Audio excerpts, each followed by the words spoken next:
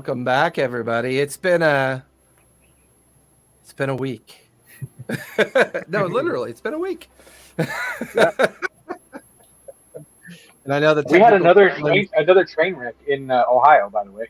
Yeah, I heard about that. Yeah, that was Not as today. big, but that's even closer to me now. Springfield Yeah. area. So Yeah, it's February. I thought March was going to start off just kind of as boring as possible because we've had enough excitement in February, but March is already off to a banner start. So, and here we are at the end of the weekend, coming off some really interesting activities the last time we met. And Winter is currently traveling, so I'm sure she'll try to join as soon as she can. If not, we'll see her next week. But the team had finally gotten a break. They understood, and they had learned an opportunity. The Umgun River, while mostly broad and expansive and had, there was some difficulty in tracking down where Vassaric was initially, but then he was spotted on the river flotilla. An ambush was prepared, and in the process, finding a choke point within the Umgorn and giving Sawtooth and his daughter an opportunity to make their way to the main village, alert those that might still be at the village, while the team plotted their ambush. The ambush was kicked off rather well, actually, as the majority of the ships were not only impacted by the massive amount of gators that were influenced by Puck's convincing them that there were lots of tasty things in those boats to eat, but it created enough of distraction, enough of an ability for the team to then properly set up the ambush as the survivors came out at the river, including Vassarisk himself. Not only did they take on the survivors, but a mixed assortment of river gators, as well as the dire gator, the great giant that seemed to be the dominant creature within the area, got involved as well. A very protracted battle took place, one at height, at range, from within, like just this amazing back and forth with an interlude of hungry gators jumping into the mix from time to time. But the team had managed to fell Vassarisk, and with maybe one or two surviving gators and the large gator as well, and then one surviving lizard folk. And where we last left off, after Vassarisk fell, you guys began to take an account of the battlefield.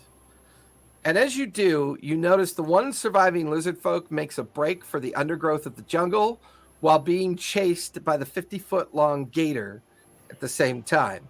Meanwhile, the smaller gators, sensing easier prey in the river, turn tail and head back into the safety of the river, and those lizard folk that might be a little bit easier to kind of munch on and feast upon. Winter comes. Winter's gymnastics while suffering. She picks herself off the ground after falling out of her tree twice in a single series of moments. But Xanath is nearby. Puck and Lunch and Punch are nearby. Spot, you're back on the river's edge as well, amongst the area where Vassarisk had fallen. And then Earthen, after being knocked unconscious multiple times up in the air, being brought back multiple times while up in the air. And I think we launched this ambush around afternoonish, correct? Mm-hmm.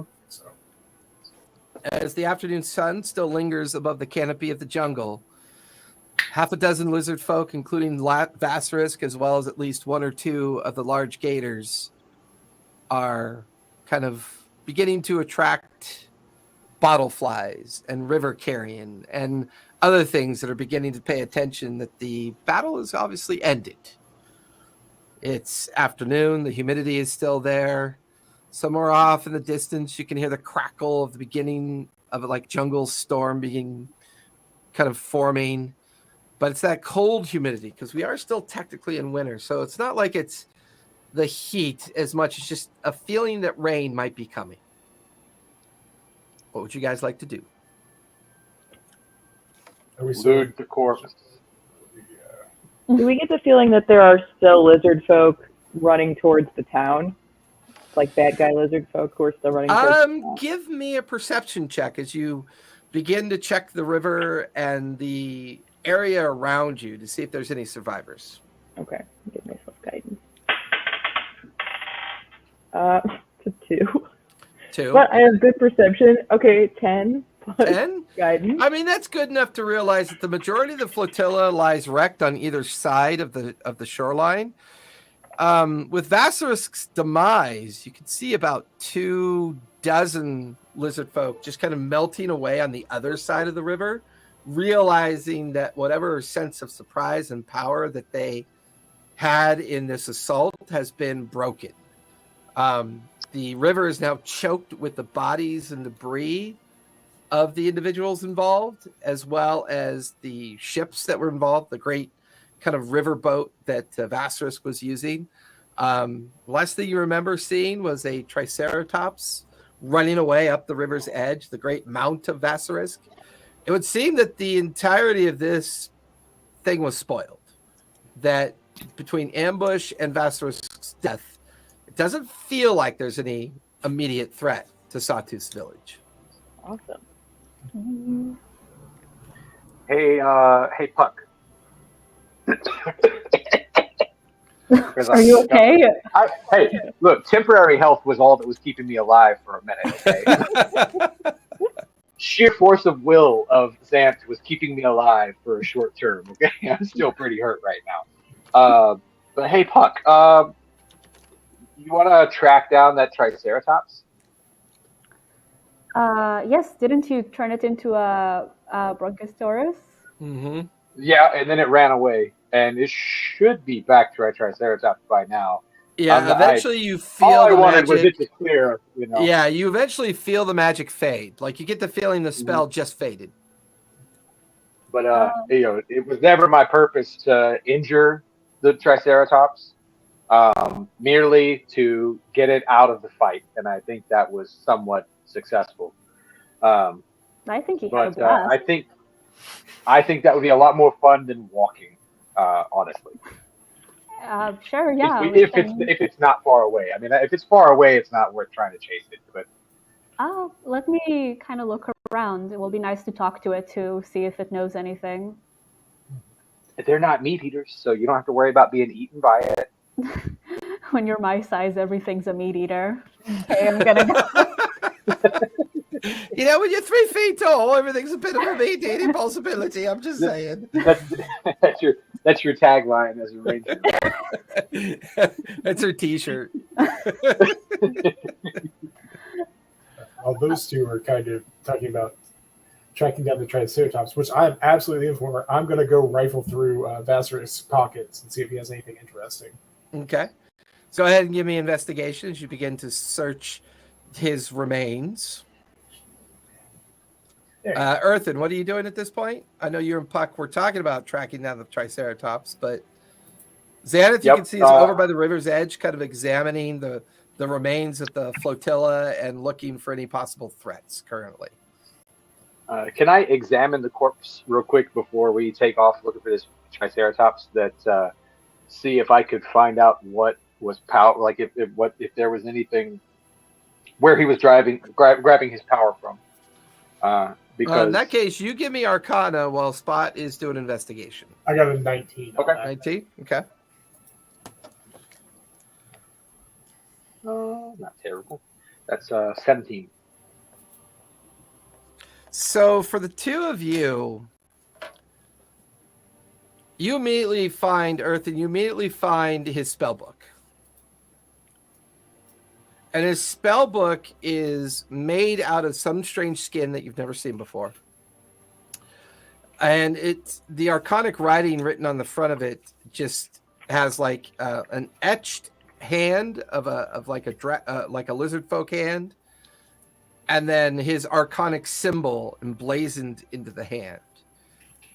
You pick up on the fact that it feels kind of like pact magic.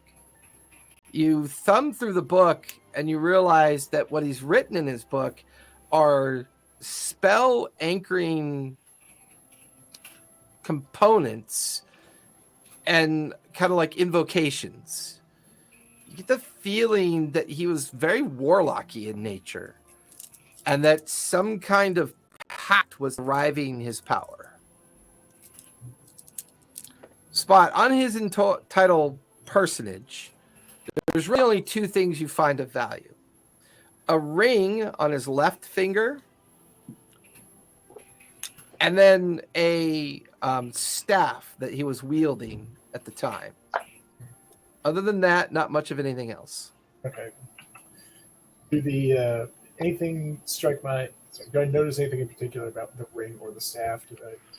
Their construction, their kind of what they're made of, definitely feels like power, feels like magic. I will say with that roll, however, in his like small messenger bag that he had kind of like strapped around his shoulder, you did find correspondence. Lots, like a heavy bundle of what feels like letters, correspondence, messages, maps, just all kind of wrapped up together and like kind of like tied off with like a leather kind of like thong or wrap to keep it all bundled. You would have found his wealth that was in that same messenger bag. So you found 25 gold pieces and 8 platinum pieces and a small bag filled with small gems, like maybe about a dozen variety of small gems. Okay, you said 25 gold, 8 platinum, and some gems. I think that's here. Yep, small, like a small bag of about a dozen miscellaneous gems. Like maybe they were component based. So Puck and Earthen, you're now heading off to see if you can track down that Triceratops. Mm-hmm. Hey, as we're walking off, hey, Spot. When we get back, I can take a look at those items for you and see if we got anything fancy. Mm-hmm. That was the plan. Is the giant gator gone? I was gonna try and just say thank you and make sure we're chill. Yeah, you could see his huge footprints had gone off into the undergrowth of the jungle to chase after that final lizard folk that was still alive. Thanks. We'll be back and bring some food sometime. Yeah, you just hear a high-pitched scream of terror somewhere out in the jungle. Go get him. Oh no. It's kind of like Lake Placid. No. Ah! Ah! So does that make her? Does that make Puck Betty White or? Yeah, the lizard folk's the cow, and she's Betty White. Sure. I've always wanted to be Betty White. All right, tracker ranger person.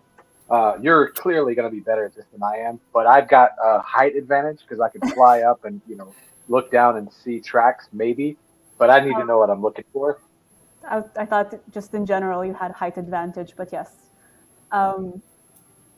Thank you. Okay. Give me a survival check as you try to track where the beastie might have gone. Any chance I can use my nature check? Sure. That's fine. As you're not really sure where it is, so you're just trying to get a general lay of the area to figure out where it might be. I got 27. Sorry. Oh dang. Yeah, I saw that roll. That's right. No, I have a +8 on my nature, and I never use it. So you and Earthen, Lunch and Punch backtrack up the river to where you last saw the brachiosaur kind of go running after it was frightened and then transformed during the fight. You even find the transition point after tracking up the river for about 10 or 15 minutes. It goes from these huge footprints of being a brachiosaur back into its triceratops form. And you've got a pretty solid idea of the direction that it's going. At some point, as you follow these tracks, you see that they deviate away from the river and kind of begin to go into the undergrowth of the jungle, but at a slower pace.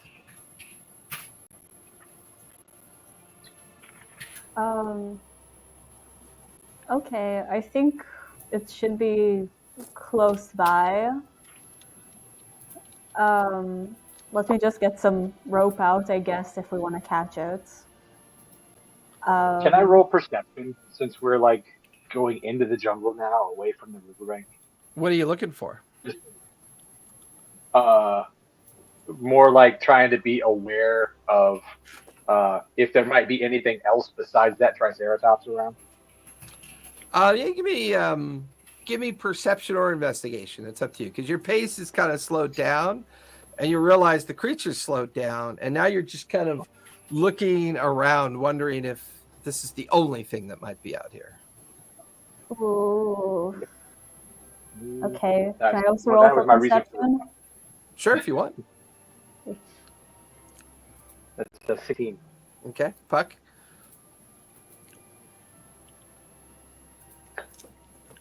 15. 15. I mean, you can see signs that the creature has moved through here. You can see pushed over small trees. You can see it's not attempting to hide its path. I mean, it's quite, it's not like it's trying to be deceptive. It was frightened after being turned into something, and now it's kind of chaotically just trying to get away from what frightened it. But its pace is slowed. You can follow the kind of debris that it's leaving behind as it's kind of moving through. Go ahead and Puck, as you begin to do like an examination of the path that the creature's taken, go ahead and give me another nature check as you try to figure out the general direction it might be going. 12. 12. After a while, the undergrowth, the foliage thickens. The density of this wild area of the jungle, without knowing where the other footpaths are, and it's not really near the area that Sawtooth had guided the rest of you through, you eventually lose track of it. You don't see or find any remains of the direction it might have gone, as just the overall density of the jungle begins to take over.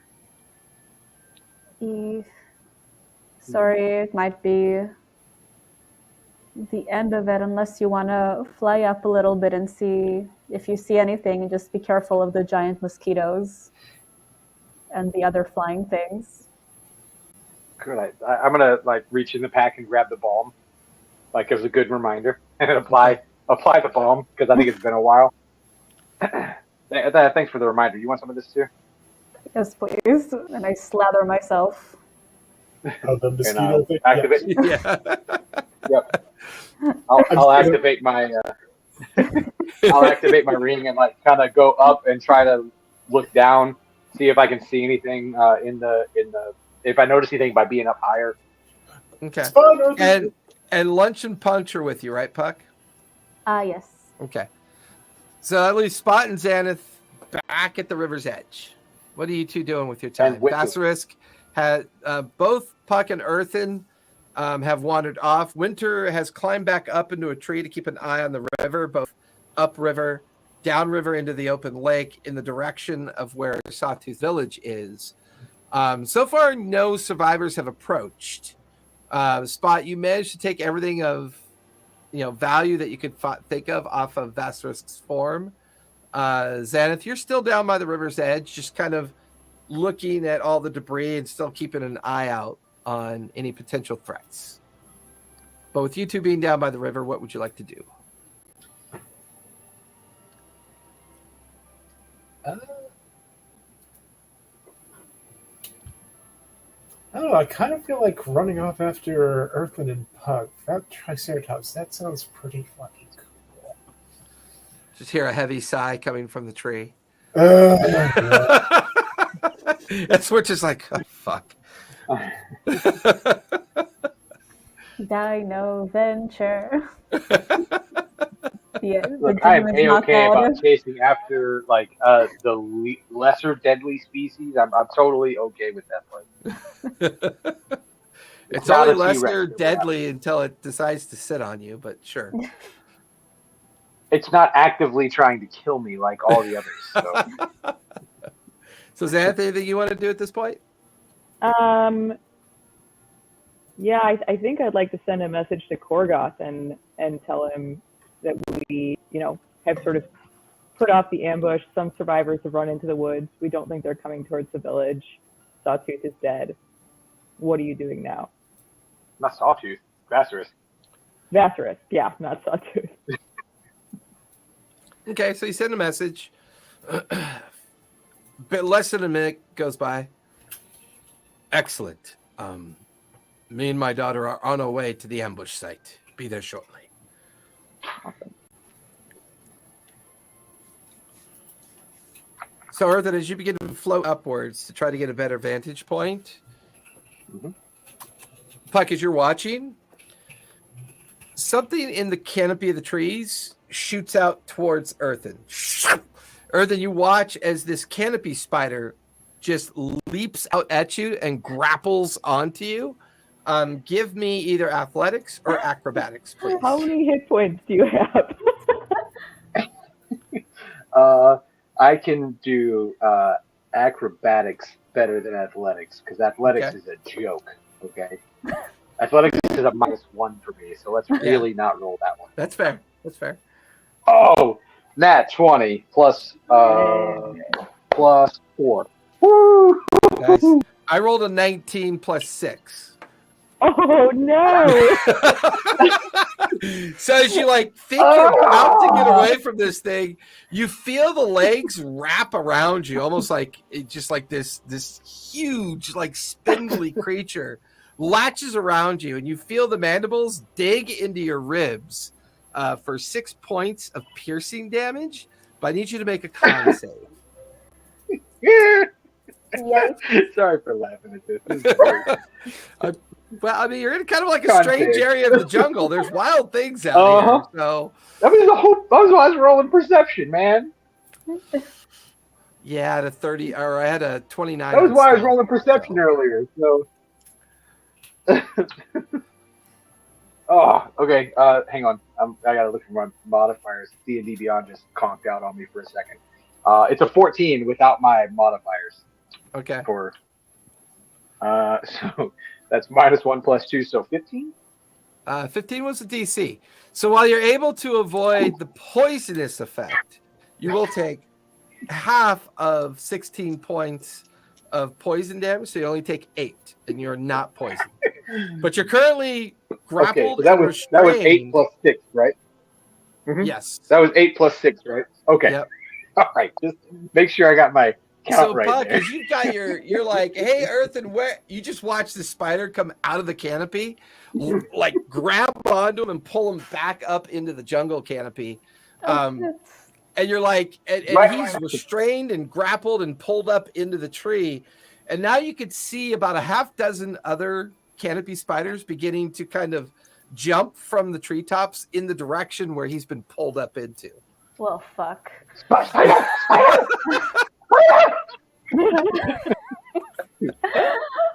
Okay, lunch punch.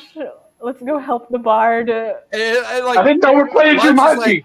Lunch is like, I mean, do we have to? He keeps doing stupid shit like this. Doesn't seem like a good idea. This was not my idea to fly up. It was Puck's idea. Hey. Yeah, no, Lunch immediately starts diving up towards the canopy. Punch jumps up onto the tree, and he's crawling with his nails to get up into the tree. What are you doing, Puck? I'm also going up the tree and getting my bow and my crossbow ready. Okay. Are you climbing the tree? No, I should probably be on top of Punch. Okay, so Punch is climbing with you added weight, and you can see the spider that's now grappled onto Earthen. Its body form is pretty small. It feels like it's mostly legs and mandibles. So it's like a medium-sized creature as far as you can tell. The others are kind of jumping through the canopy, getting closer. You want to take a shot? Yeah, sure. Let's roll. Go for it. See if you can hit it. Don't hit me. Don't hit me. Please don't hit me. Don't take it the wrong way, but you're so close to death. I don't know that it will make a big difference. At least I won't fall. I got a 20. 20, yeah. The arrow, and it hits it right in the thorax of the main body of the spider. Go ahead and roll for damage. 6. 6.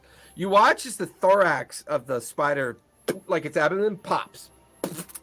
And Earthen is just covered in spider goo, just all over him. The legs go limp as the body of it falls away from him.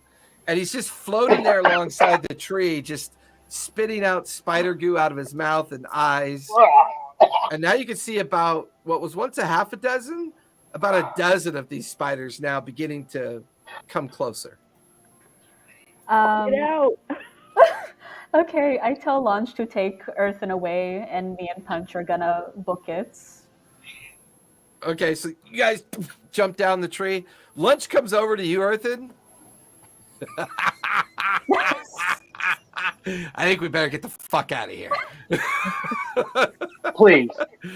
I'm already floating. Just drag his tail like wrapped around your waist, and he just starts flying away from the tree canopy and back down, and then kind of like Looney Tunes style, lowers his tail into the river water and just dunks you really quick. No, alligators! No! And he No, pulls I don't you like out it. of the Get out. river, and he just starts laughing, going, and starts flying with you back in the direction where Xanath and Spot are. Oh, And you can see I Puck, can polymorph you into a mouse.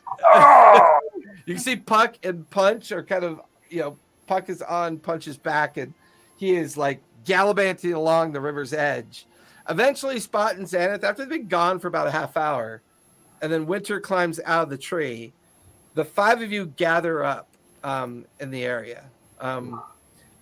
There's still at least 5 other lizard folk corpses that haven't been searched yet. There's still 2 remains of gators here as well. Afternoon turns into mid-afternoon at this point. No arrival of Sawtooth yet.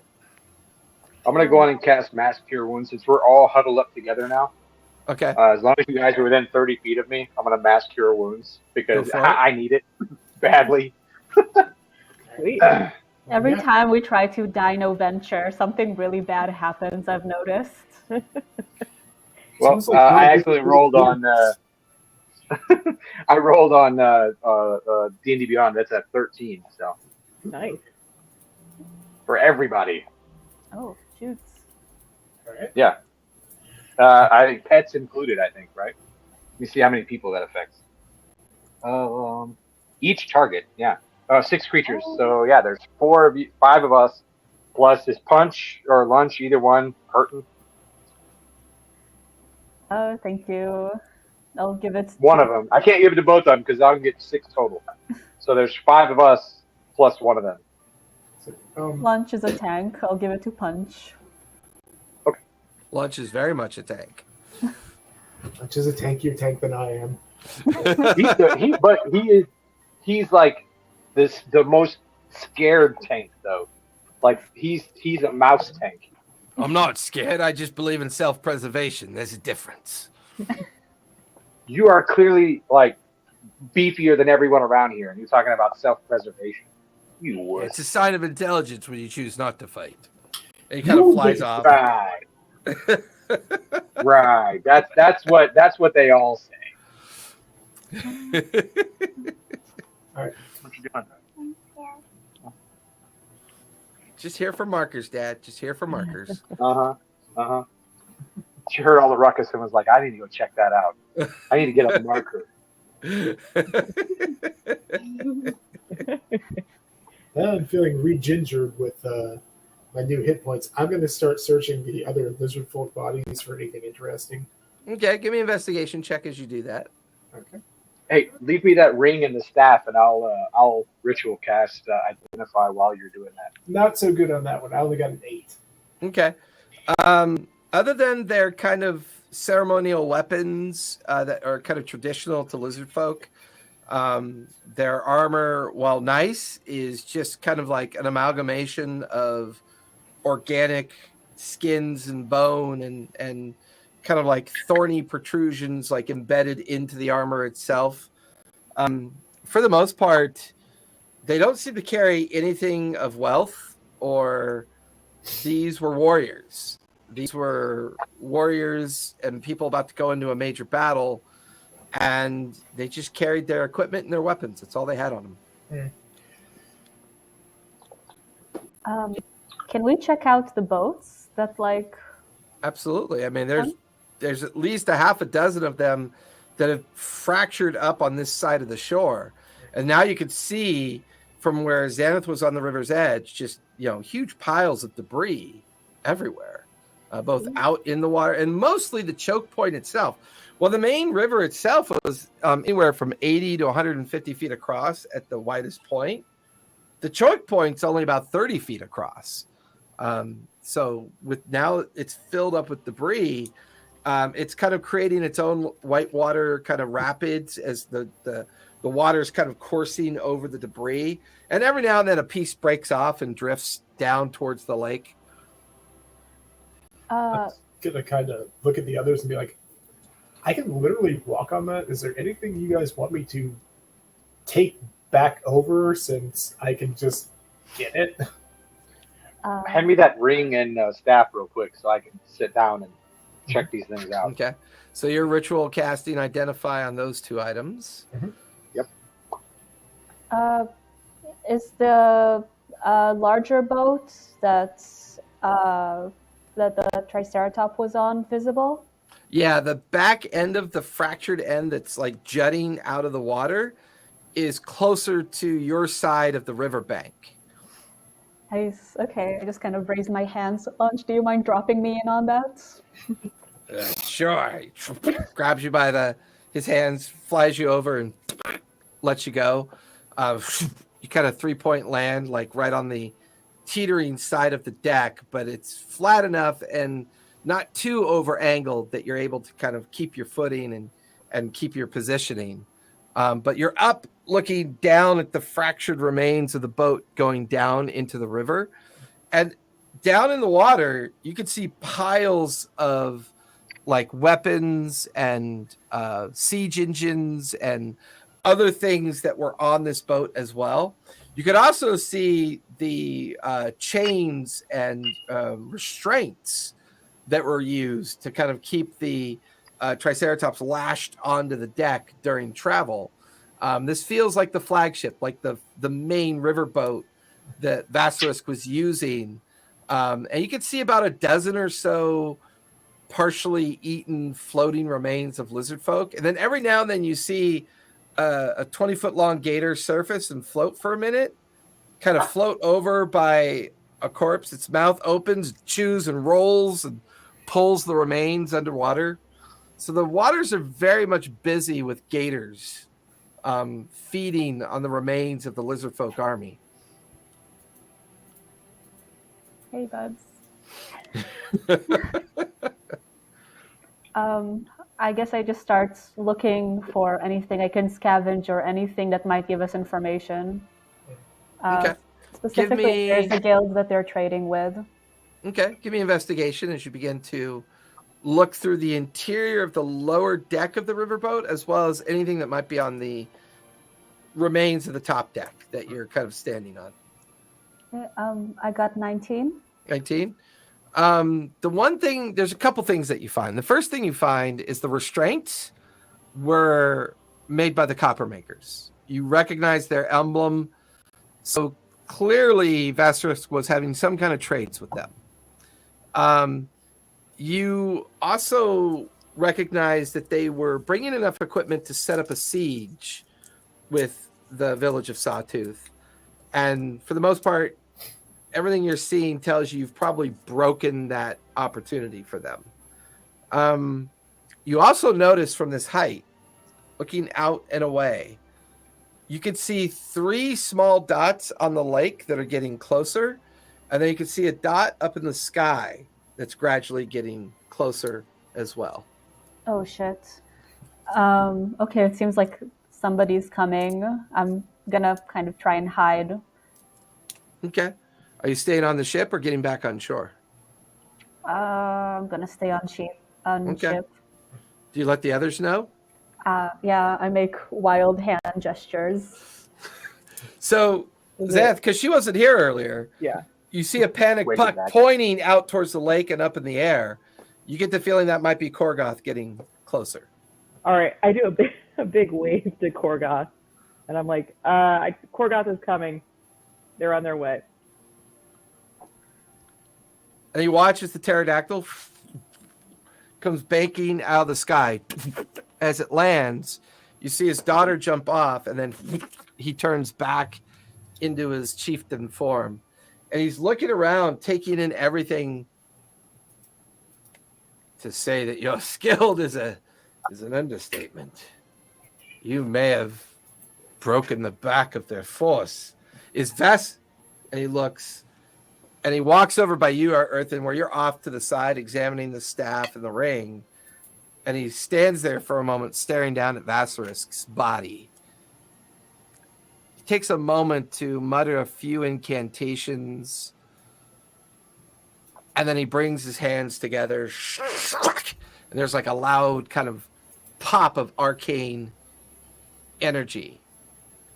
And then he looks down at Vassarisk's form. Speak. Oh.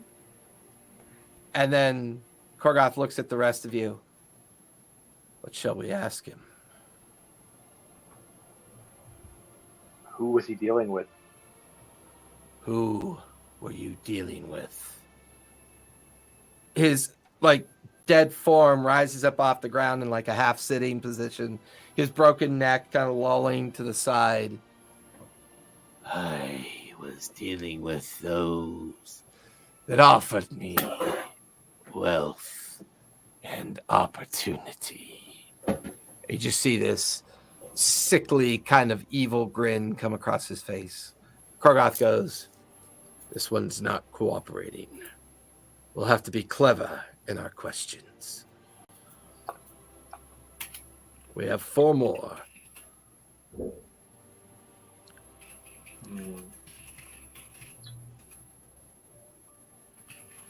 You watch Winter kind of step out of the background, and you hear her voice.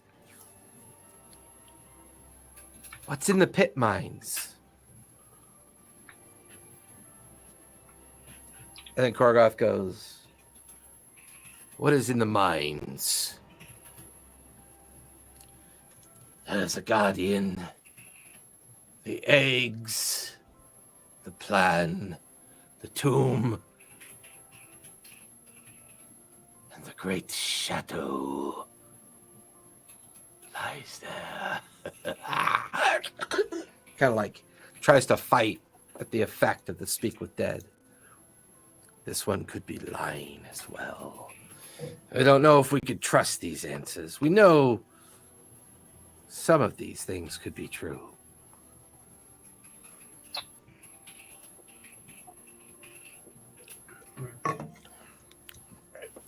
I want to ask, does Mason know about the shadow, or is he being deceived? Is Mason aware of what is in the volcano? The creature actually looks perplexed. Its undead eyes kind of like separating, and since rigor mortis and kind of the after effects of death haven't fully set in, it's like weird to have this dead form stare back at you. We are not familiar with this name, Mason. That answer feels honest. Maybe they are not connected. How can we get past the dragon?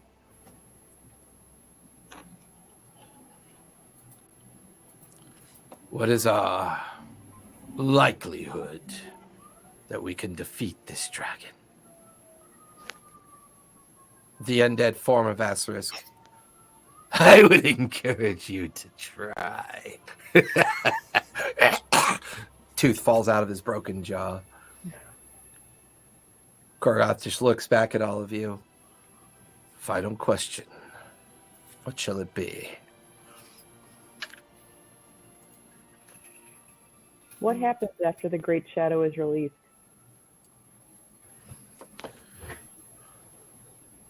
Korgoth stares at you for a moment. What do you expect to happen after you release whatever is kept within the volcano? The undead, The dead dragon's head kind of lolls off to the, or the lizard folk's head just kind of lolls. Death will happen. Death will happen. And it lets out a final wheeze as its corpse lies down and just settles into the ground. I don't know how helpful that was. But Vasterisk is dead. The village is protected. Some of my people are coming to join us on the shore. They will take us to my village. Question is, what do we do now? Well, do you know if he had a lieutenant or a trusted confidant? I can't imagine he would. He was so paranoid. Okay, It was his word or no word. That just makes me question that, because you said you thought he was honest in my response. I saw a member of the Sawtooth clan speaking with Mason, so I asked him. You saw a member of who? The Sawtooth clan. That would be my clan. So you saw a member of my clan speaking with Mason? Oh, that's what I got from way back when. But yeah, we saw somebody speaking to Mason. Scaleback. No, sorry. No, I had the. As far as I know, my scouts had spotted Mason traveling with two strange Oh, you're right. individuals. You're right. I'm sorry. It was Scaleback. I misread that. I apologize. Yeah.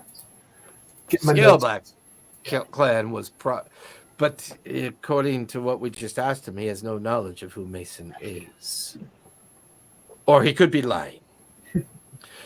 They don't have to be complicit in their answers. Just they choose to answer. The answer could be truth or false.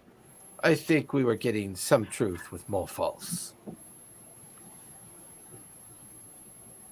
Yeah, wealth and opportunity doesn't really make a lot of sense given your guys' predicament.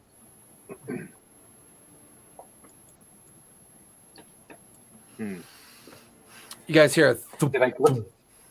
as the two riverboats pull up onto the edge of the river, and about a half a dozen Sawtooth warriors kind of disembark and begin to go through the debris, keep an eye out for gators, allowing the six of you to, technically seven because his daughter's there as well, to be able to talk about what to do next. I'm going to go ahead and hand off the satchel full of correspondence that I picked up to Korgoth. Thank you. Daughter, go through these. See if you could find anything. The ring is a ring of arcane resistance. It does require attunement. Basically, as a bonus action, you can initiate an element of resistance that lasts until the end of your next turn. What And does the it mean ring. to Go ahead. initiate an element of resistance? Say that again. What does it mean to initiate an element of resistance? So, for example, as a bonus action, you can invoke the ring to be cold resistant, or you can invoke it to be fire resistant. And you can use it 3 times per long rest. And you get the feeling that's why he was able to, not take as much damage as you expect he would be. This, if we have to fight that dragon, this ring could come in handy. Mm-hmm. Whoever won, I mean, Scott, you'd be the one closest in, I think, right? Yeah. I think this should go to someone with low HP. I mean, I don't want to take all the stuff. I'm pretty sure I've got the lowest HP of everybody. But I mean, I think I can stay far enough away if we have to fight a dragon that we can, with enough room to dodge the fire blast. But I'm worried about someone being close in. I mean, we can hold it in the bag of holding or hold on to it until then.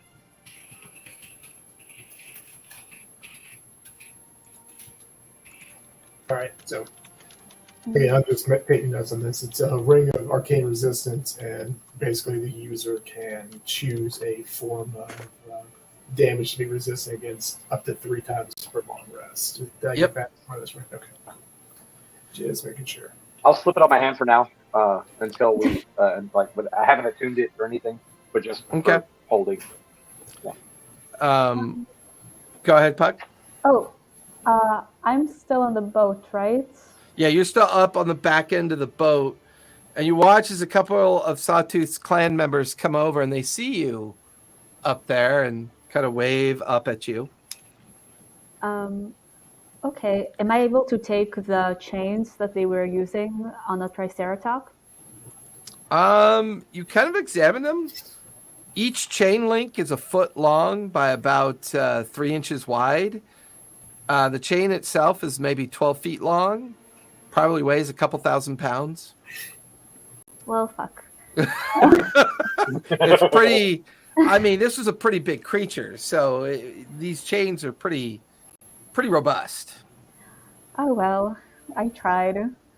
I just keep looking for stuff to loot, specifically extra weapons and money and anything suspicious. I'll say you definitely find some crossbow bolts to be able to replenish your supplies. Give me another investigation check as you kind of crawl down into the pile of debris that seems to be just filled with crushed boxes and barrels and other things that have all just kind of piled up together after the ship was kind of like broken up and teetered down. I got a 22. 22. The thing that you find most interesting is one of the barrels is filled with a very unfamiliar powder to you, and it has like a sulfur smell. Okay. Put it in bags. Okay. See if I can identify You managed what to it gather up about 5 pounds of the powder. Okay. Are there any? I know they use a lot of poisoned arrows. Are there any of those lying around? Yeah, I'll say you find about a dozen. And actually they use them. I'll say you come across some blow darts and blowguns that are pretty well made. You could see the waxy, gooey coating of blow darts. And I'd say like you find a bamboo container filled with about 2 dozen blow darts. On the bottom of the container is the waxy substance. And it looks like they hold onto the container, take the dart out, dip it underneath the container, and then they put it in the blow dart gun and then blow it. And the blow dart gun has about a 60-foot range on it. Oh my god, nice. Ooh. Okay. Yes, more weapons. Okay, so you got at least one blow dart gun. You've got 2 dozen of the darts with the container that holds it, and you managed to collect about 5 pounds of that strange powder. Okay, I think I got as much as I can out of these wrecks. I kind of try to make my way back. Okay. You eventually make your way back over to where everybody else is. And Earthen, you finish identifying the last of the items, the staff. It is named. It is called the Shadow Staff.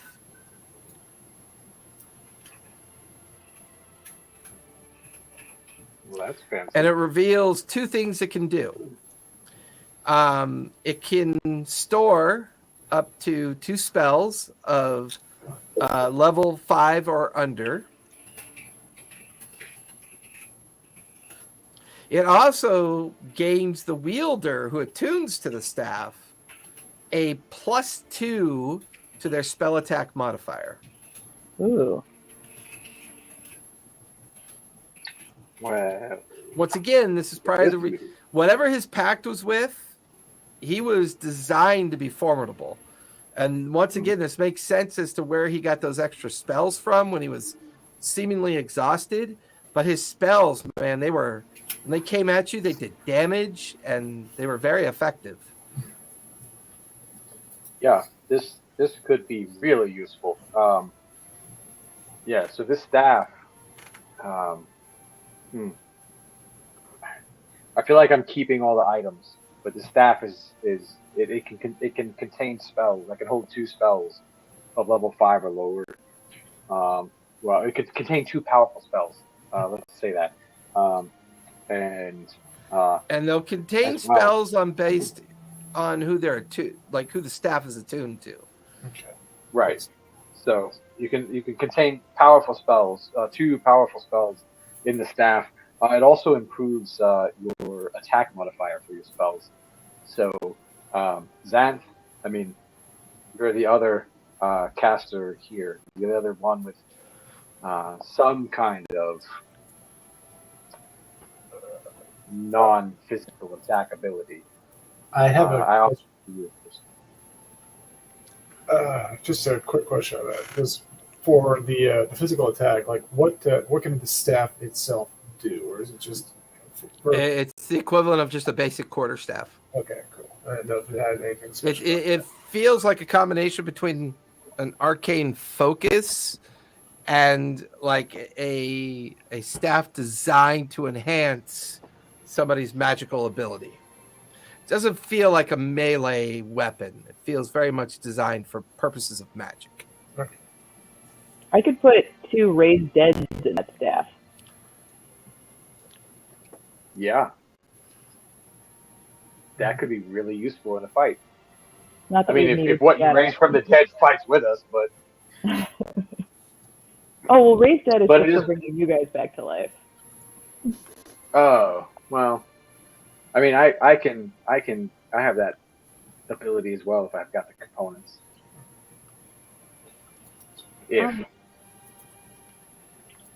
Can I ask people if they can guess what the powder is? If they recognize it at all? You guys watch as Puck comes over and she's got this big, like little medium-sized bag. She comes walking over like, "Hey, what is this? What is this?" Earthen, you immediately recognize it because it's something that's very commonly used in some of the more special branches of the Dwendalian army. It's black powder. Keep every flame away from that. That's gonna that's not magical. That's black powder. Ooh. That'll blow up. And she goes on to describe that there's maybe a dozen barrels on the remains of the large river ship that she got it from. If we're going to be assaulting or even digging, that could come in useful to some degree, but man, that's a lot to carry. We have like a pouch of holding or something, right? Oh yeah, I've got the bag of the haversack of holding. Can it fit in there? Small enough, it should be able to. I mean, her pouch will, but like a barrel, I don't know. I have to look at that. No, a barrel wouldn't fit through the opening. Are you talking about just dump the barrel into the house? As this conversation, as this conversation's going on, you watch as the last of the riverboat that was kind of like sticking up suddenly makes a huge kind of rending and cracking sound as the force of the river pulls it out into the middle of the choke point. The choke point finally shatters and all the debris begins to float downriver and down into the deeper portions of the lake on the other side. Well, we have one bag. Tie it off really tight. Yes. Drop it in your haversack. I'll put it in the bag. I'll put it in the haversack. You okay with that? Is this popular outside of the Dwendalian Empire? I don't think I've seen this before. Isn't that specialized? How did they get this? It's used for. It's used for gun kind of weapons. Like it could be big, could be small. You know that guy a while back who had the magic pepper box? What was his name? He came from Whitestone. Percy. He had that pepper box. Yeah, I'm intentionally. Yeah. He really liked this stuff, but it also nearly caught him on fire or blew him up a few times. It's really sensitive to fire. That gets good and bad. Well, what I'm kind of trying to get at is there was a ton of it on those ships. Doesn't that mean that they've traded with someone? Well, can I do Did a you see history anything check? else on the ship? I describe everything I've seen. Yeah, and as she describes that, all of you get the feeling that they were trading with Gnomeworks. The siege engines, the equipment, the Coppermaker's mark on the restraints for the Triceratops. Vassarisk was trading with those that run Gnomeworks, and the jungle ward, the temple ward, the kind of like they must have been trading with them. Must have been known. So from her description, can we like for the harness and everything? I mean, we saw the brontosaurus thing being loaded up when we first arrived. From her description, we can we draw a connection? Like, you know, it's the same thing. Same Possibly, kind of yeah, possibly. In fact, that makes you think that the Triceratops, which might have been Vassarisk's mount, was part of the trades that were going on as well at that time. That seems incredibly. What could they have been trading that would cost that much? That could afford that much.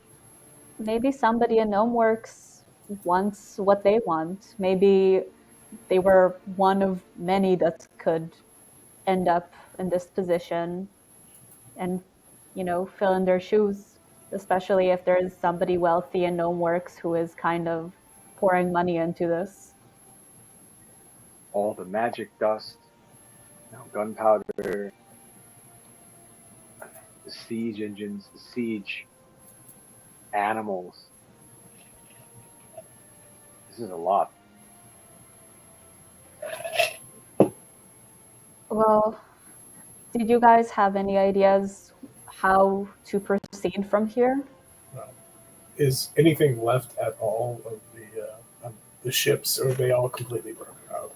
I mean, from what you can see, give me a perception check as you continue to scan the remains of the debris that you can see. That is a 19. 19.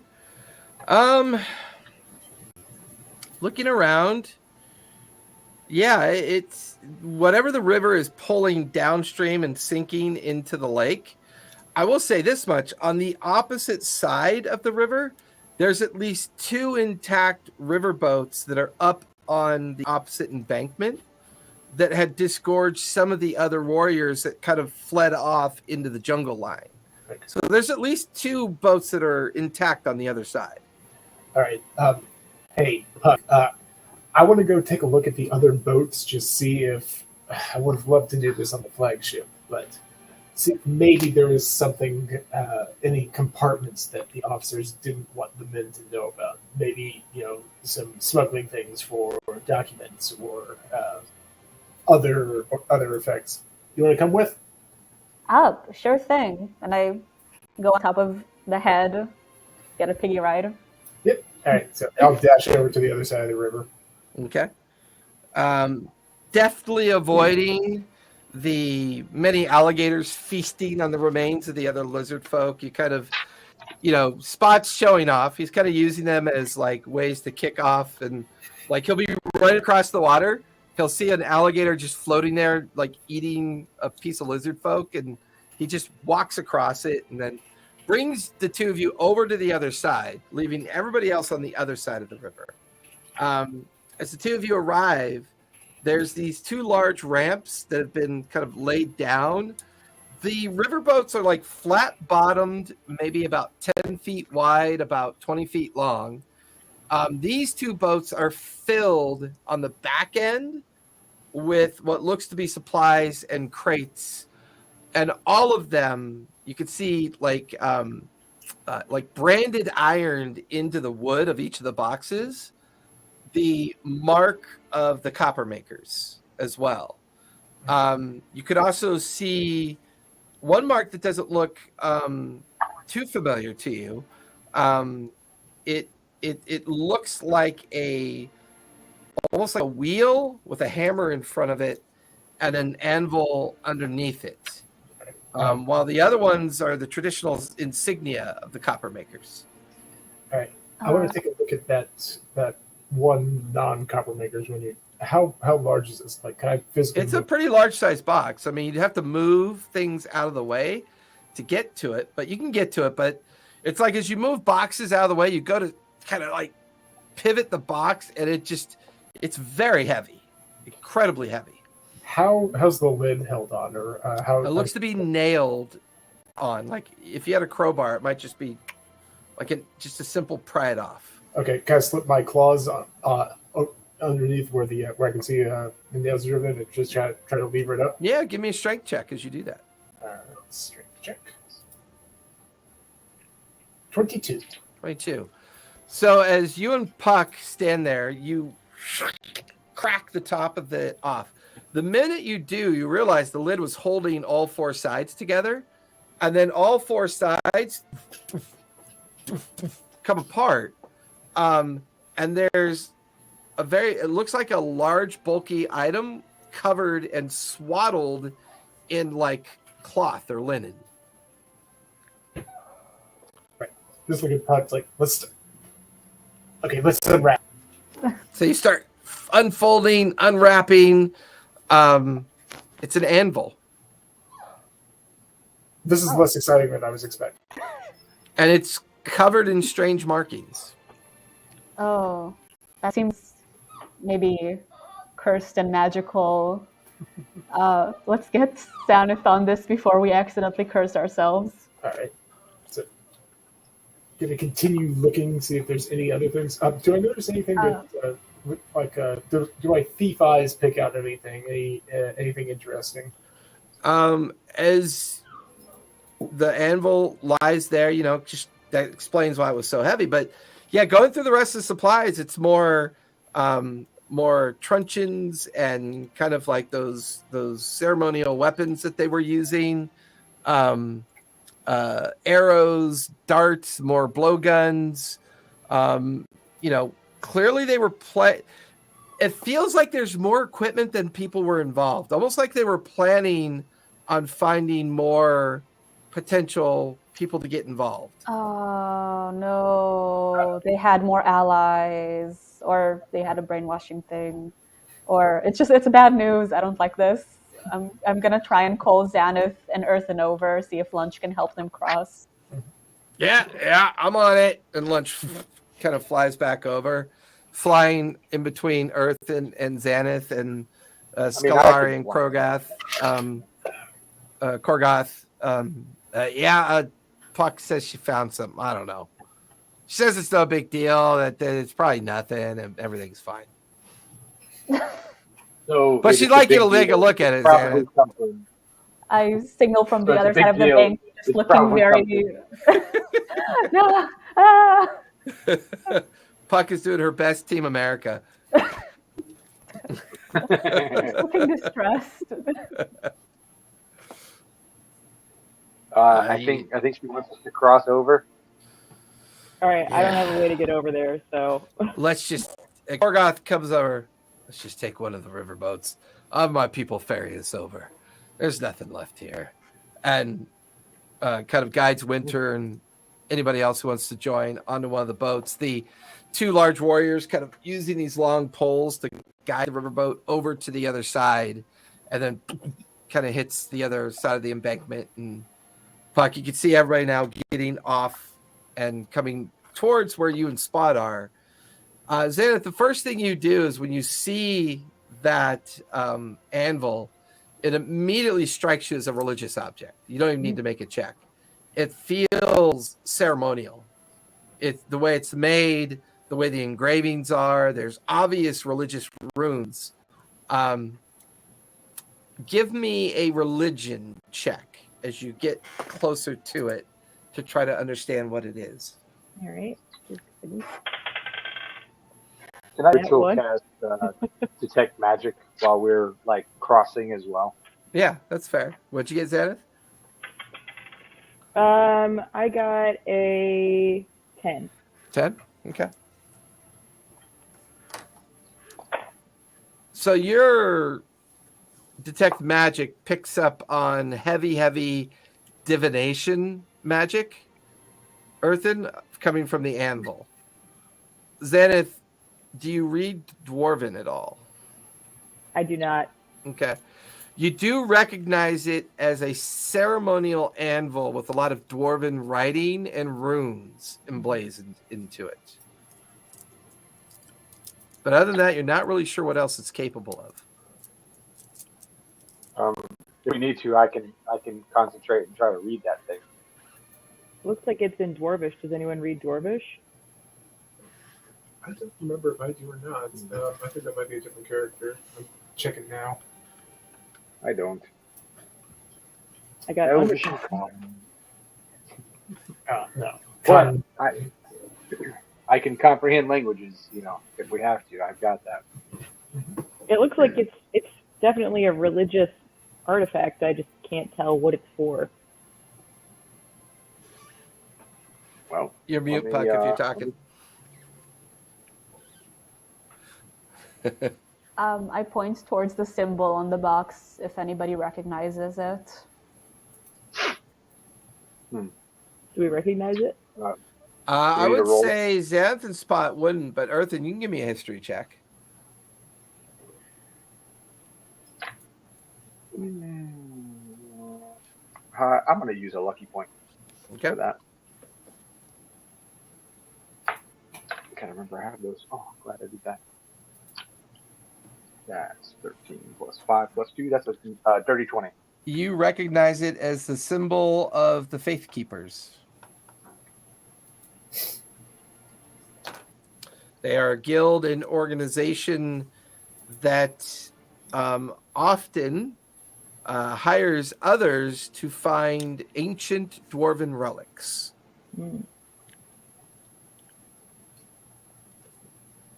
And they are led by a very old dwarven wizard that goes by the name of Carden.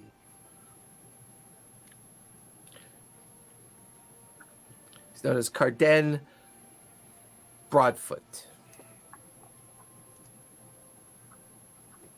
I read about the guy that runs this thing. Carden Broadfoot, I think was his name. It's his dwarf name. They like their feet. They like their rocks. So it's gonna be Feet, fun. rocks, shoulders, But, stouts. Yeah, axes. They really love their axes. And typically their first name is their given name, and then their secondary middle surnames tend to be the name of their clan. So he would definitely be a member of the Broadfoot clan. And it's a kind of renowned or Broad Feet. They're kind of known to be both in the Ashkeeper Mountains, as well as the borderlands of the Dunrock and the Floquet. So these are mountain dwarves, but this is the Faith Keepers logo insignia. They're all about finding these kind of relics, but to what end? I really can't say. This is dwarven, though. You said. What was that about the Cindercrest King? Do you think this has a connection? You remember we spoke? Who was that? Puck, you found the singers. You told us about the Cindercrest King, right? I think so. We've had a couple of people kind of tell us in relation of the history of the mountain and the rumors of the castle. And also we've heard the lizard folk talk about it quite a bit. It's possible. I mean, there is a lot to speculate. The question of whether they knew how to use it because they know certain types of magic, or if there was somebody they were trying to get it to. I guess, where does that kind of fit in the puzzle of whatever they're trying to achieve? If you can give me a minute, I can concentrate on this and maybe I can decipher the runes.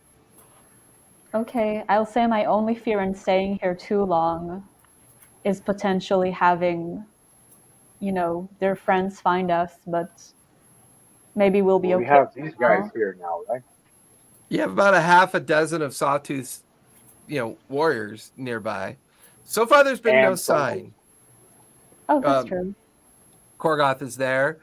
Scolari's there. So you guys you're a formidable force at this point. There's quite a few of you, and you get the feeling that a lot of this might have been tied into Vassarisk's leadership and personality, because there should have been enough of them to probably try to make another stand, but they haven't come back yet.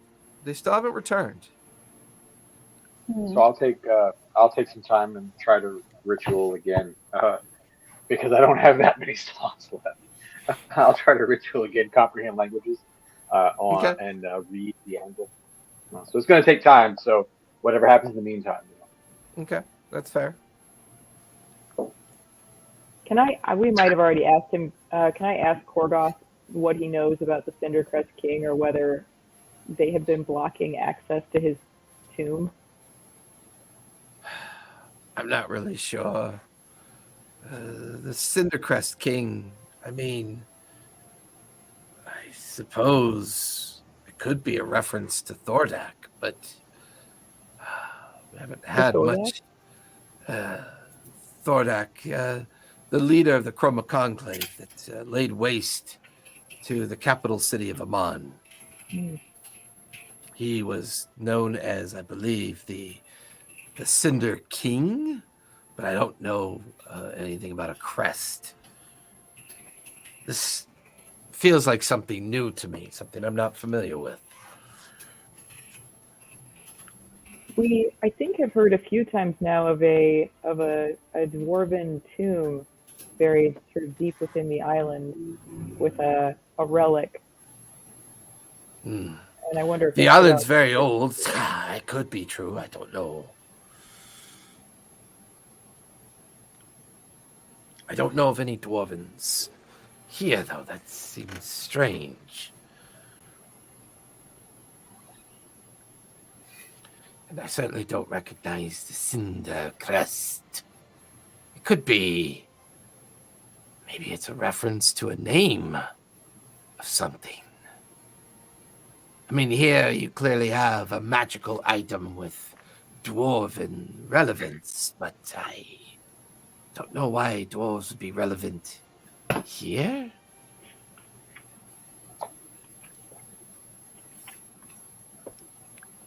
I think the question for me is still wondering what the copper maker's objective is. It seems obvious what faith keepers would want. Everyone's trying to get into the mountain to get access to this tomb, but what are the copper makers looking for? I don't know if they're willing to trade or were willing to trade with Vassarisk. Perhaps their interest was something to do with the ceremony of keeping the gate sealed.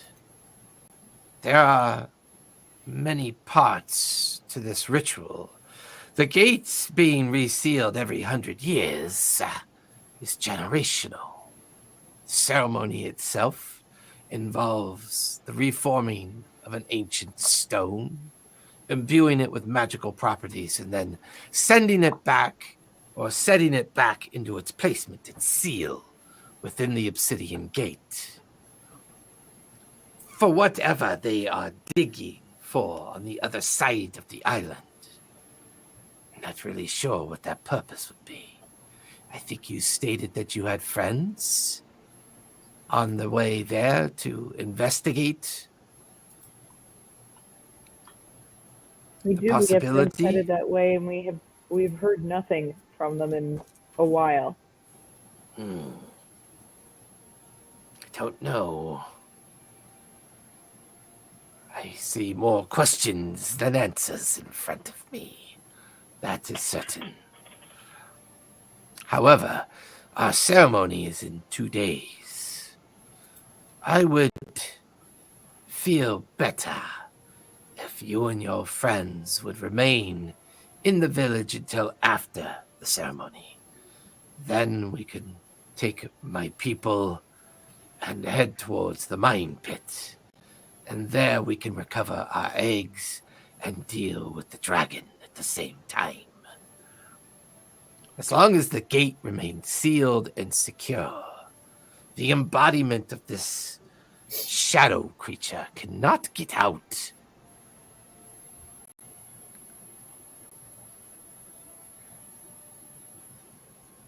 But I leave that up to you. It's your choice. Can the ceremony be accelerated, or does it have to be in 2 days? It has more to do with the timing of the occurrence of the ceremony. It has to be exactly 100 years to the day, which is in exactly 2 days. It would be a mourning ritual upon which we set a great stone that we have created, a rare stone made of rare elements. We then infuse it with a protection ceremony. The essence of the magical nature of my daughter will pass from her and into the stone. The stone will then be placed back in the entombment, and once there, the gate will be resealed yet again for another 100 years, until another priestess can be identified for purposes of resealing the door yet again.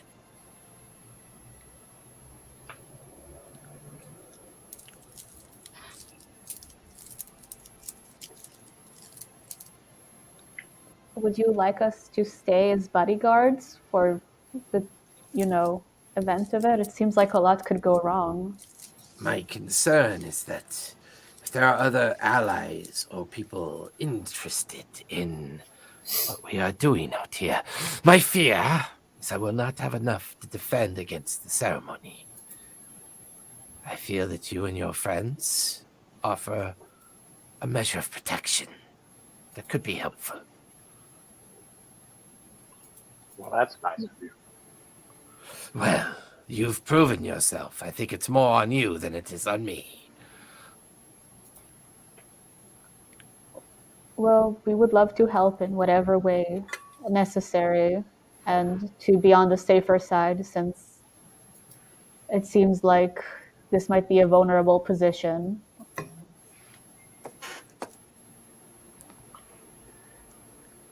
I can if it helps.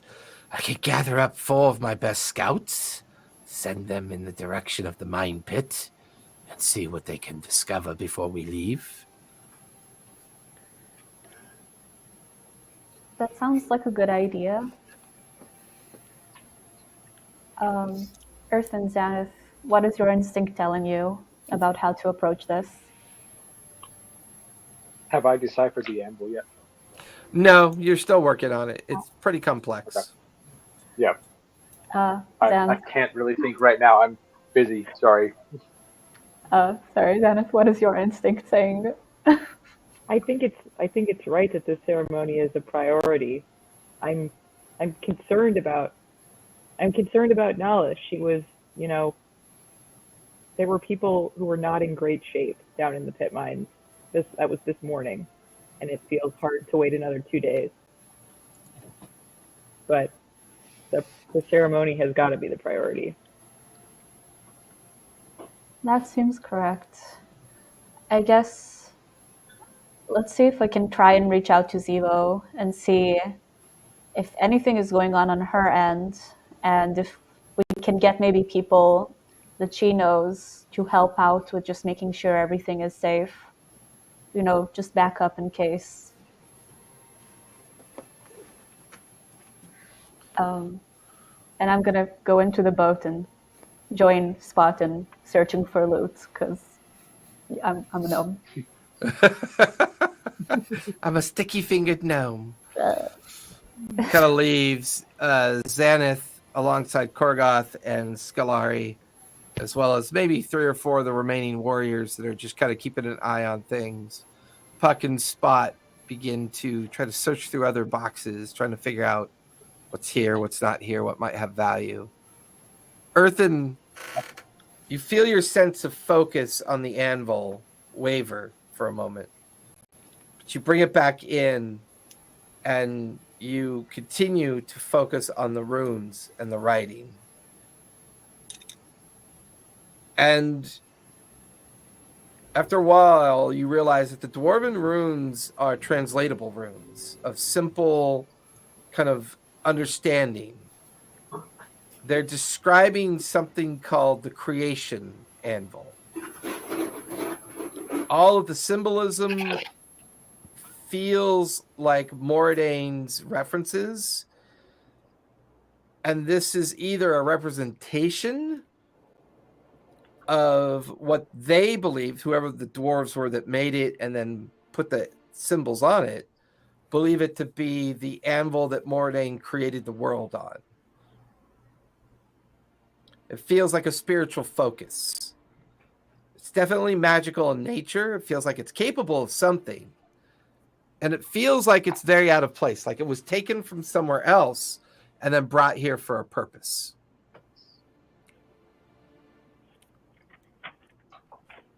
Korgoth. I couldn't help but overhear, distracting as it was during my concentration. Yes. Did you say you have to forge a stone? The stone is already made.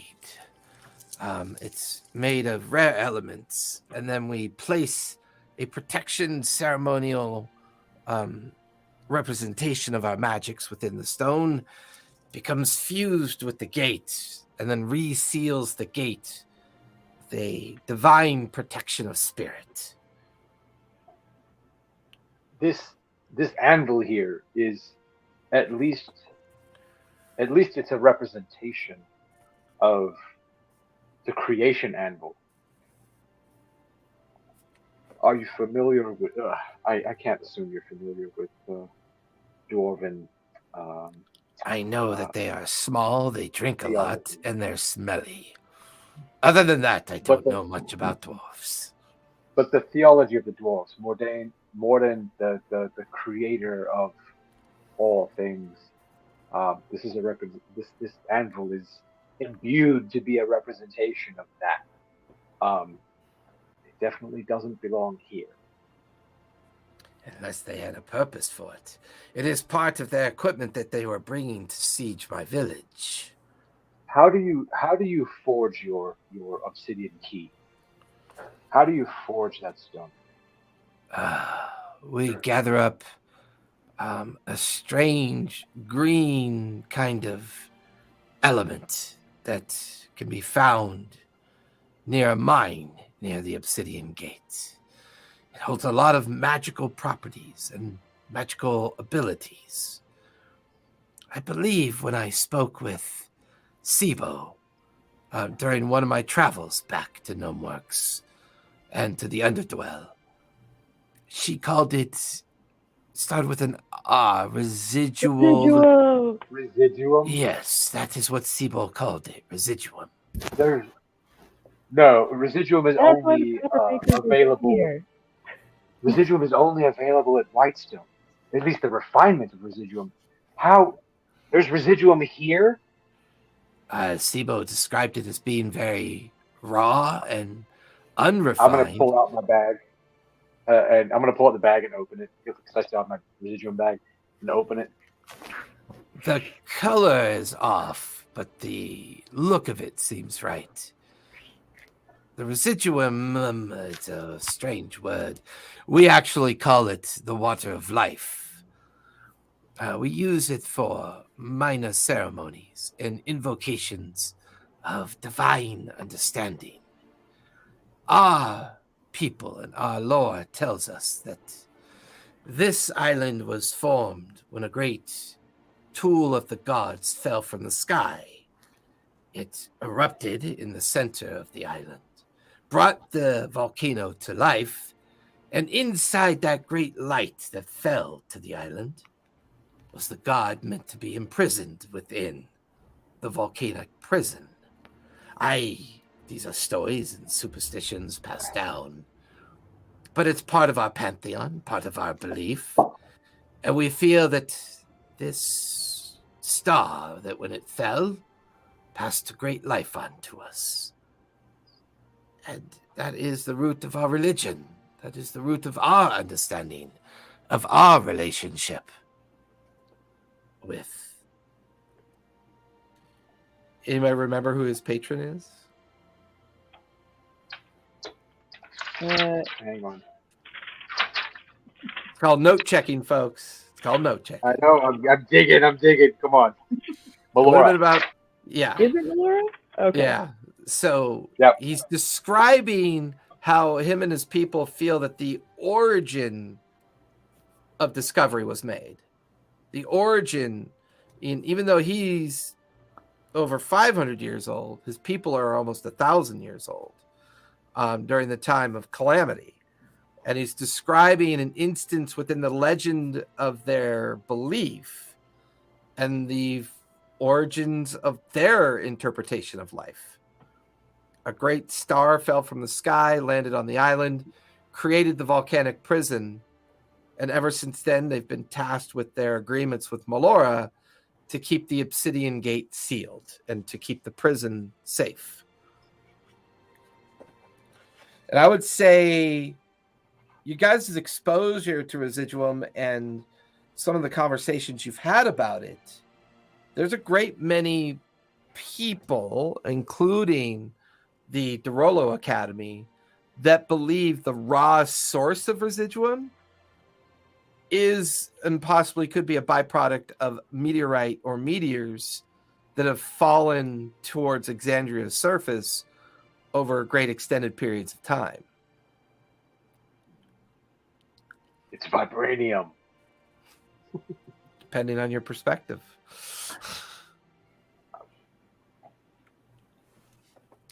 So with that, let's go ahead and take our 5-minute break, and we will be back here in a moment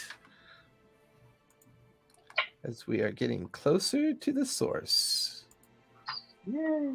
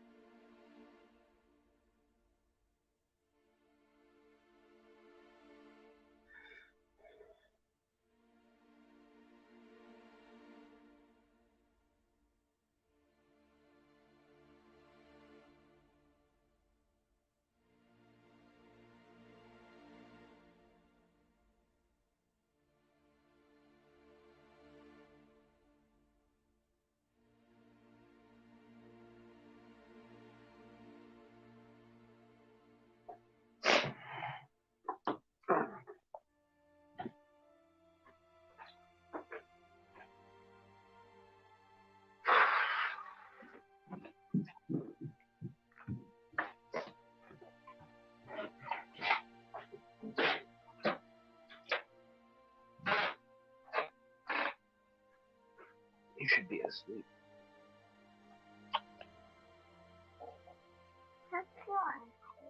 Hmm? Hmm? What?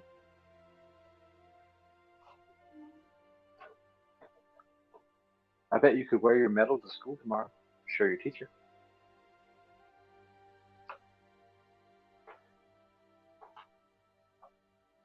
Anya? Yeah.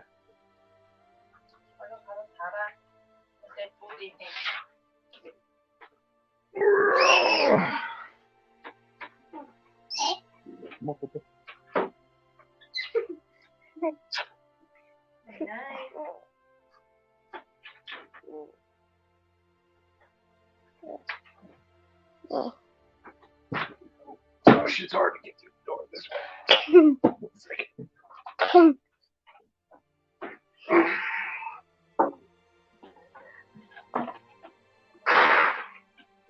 Let's turn this way. No.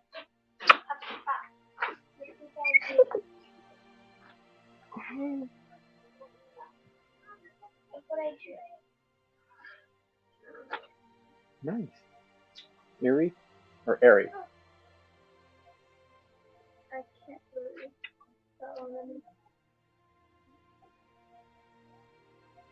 Pandiona? Is that like half panda, half Iona? With wings? I know, I'm just kidding. Like a character that contains one. If Alara's name were Dora, then she could be Pandora. Mm-hmm. For us. Love you. Good night. Good night. Good job today.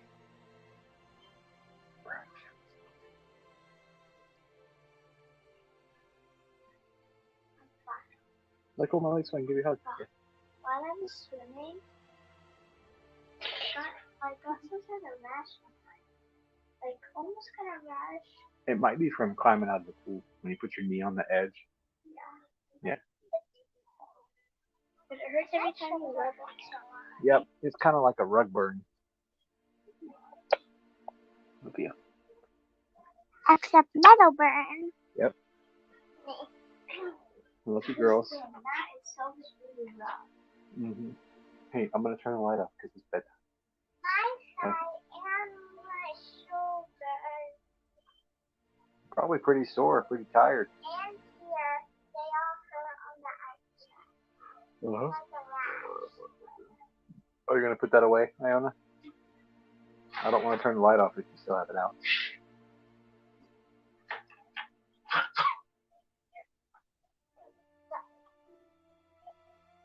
Night night.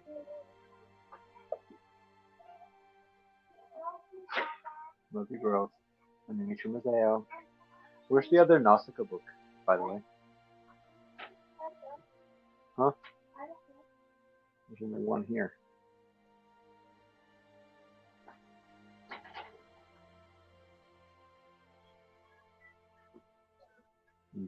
Love you, girls.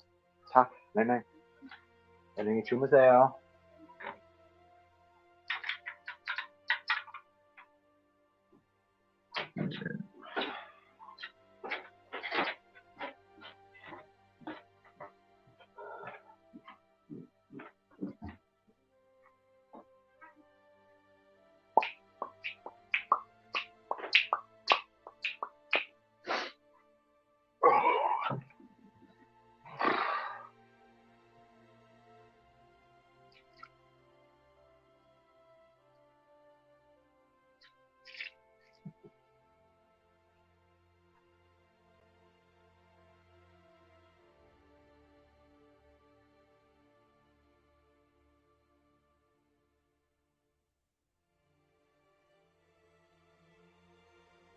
We're back. Can't wait for Debtor's Gambit tonight because they finally get to go into town and they're in the Fae, but they're in a Fae pocket of existence where Strahd has moved Bonrovia to its own little place of existence, as they're still looking for Brandon's character's patron, because they were told he's somewhere here around here. He's trying to free him, or He doesn't know who his patron is, oh, and supposedly his patron is his actual birth father. that's a complicated. Oh, his backstory was so much fun. I went with it. I said for season 2, we're just going with Gatharn's backstory and see what happens.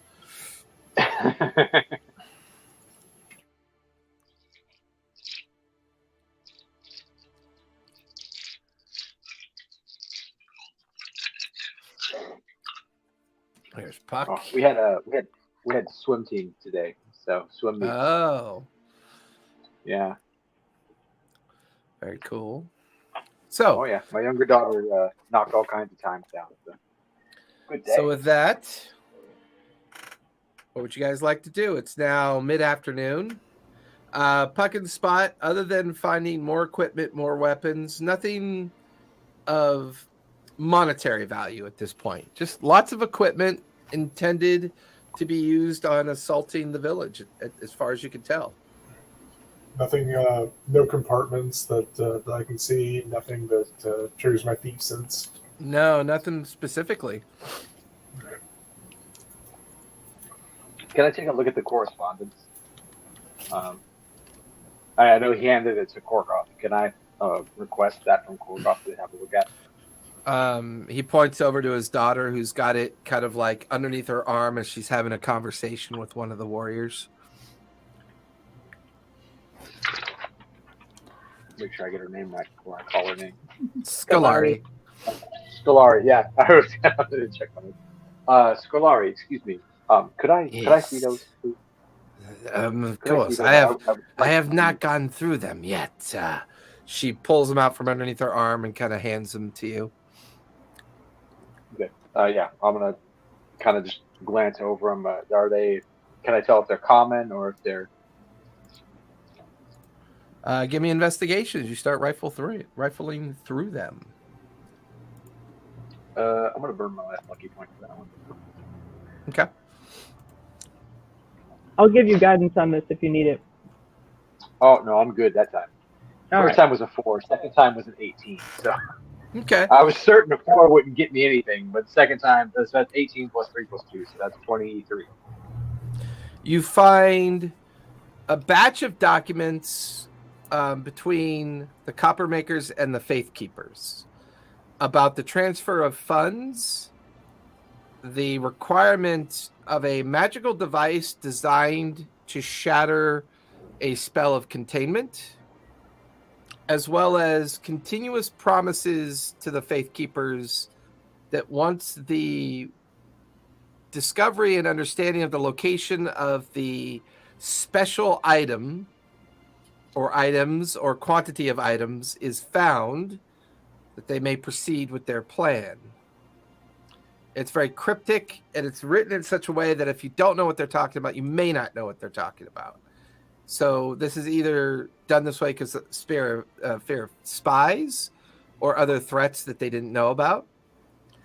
You do find an interesting note mixed in with the correspondence talking about a religious threat from the Dwindles. Something about an individual responsible for the maintaining the safety of religious beliefs catching wind of their need of a particular device that they seem to speak of in very cryptic ways.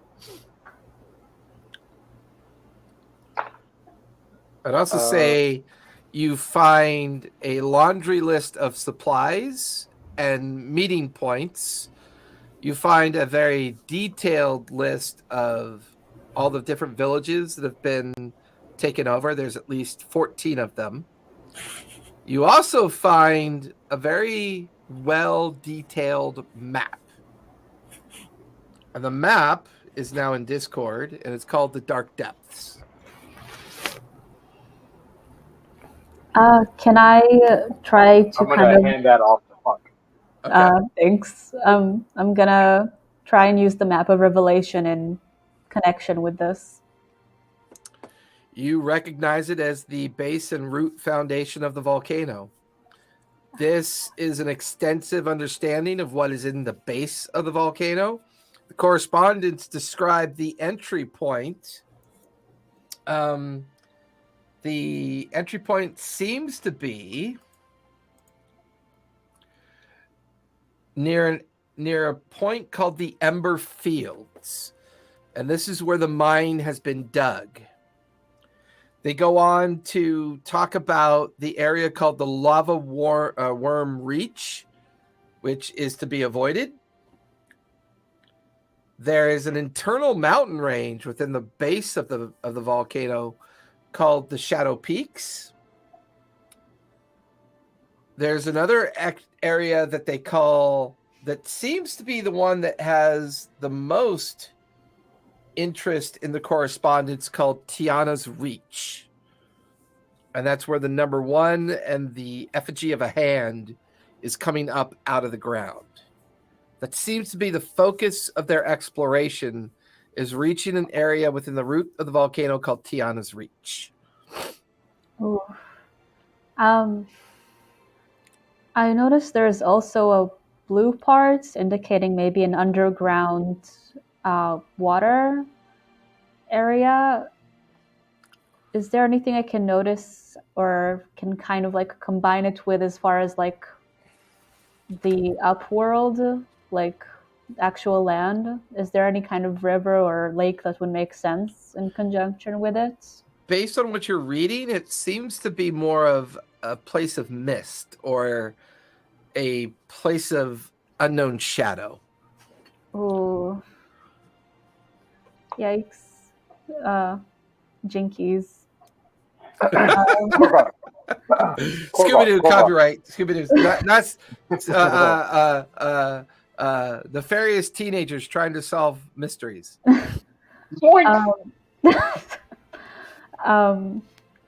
I try to use the map of revelation in conjunction with it to see as far as anything else that can be revealed specifically.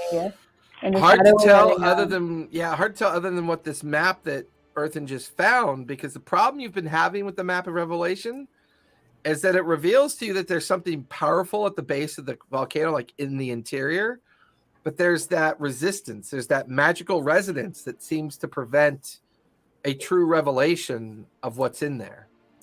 Oh. It just gives you Can I that summon kind of... Okay. Can I summon Korgoth over to take a look at the map? And because we have no idea if the Obsidian Gate, where the Obsidian Gate ties into all this, but he's been here long enough. Maybe he looks at the map and he points to the area called Tiana's Reach. Mm-hmm. And he indicates that his village sits just outside the edge of that part of the volcano. If what I'm reading is correct, it sounds like they found a way in at the Ember Fields. How is this possible? You said it was... No, it shouldn't be possible. Well, I mean, the Obsidian Gate is what we believe that prevents this form, this dark form, this shadow from getting out. That was our agreement. We were given long life, and that's why we do what we do. That does not mean there weren't other ways into the mountain itself. But even if they find what they think they're looking for, as long as the Obsidian Gate remains closed and the magical seal maintained, the creature still cannot leave its prison. It does not matter where the prison lies. It does not matter how they get to this prison. But as long as the gate and the seal remain closed, it cannot get out.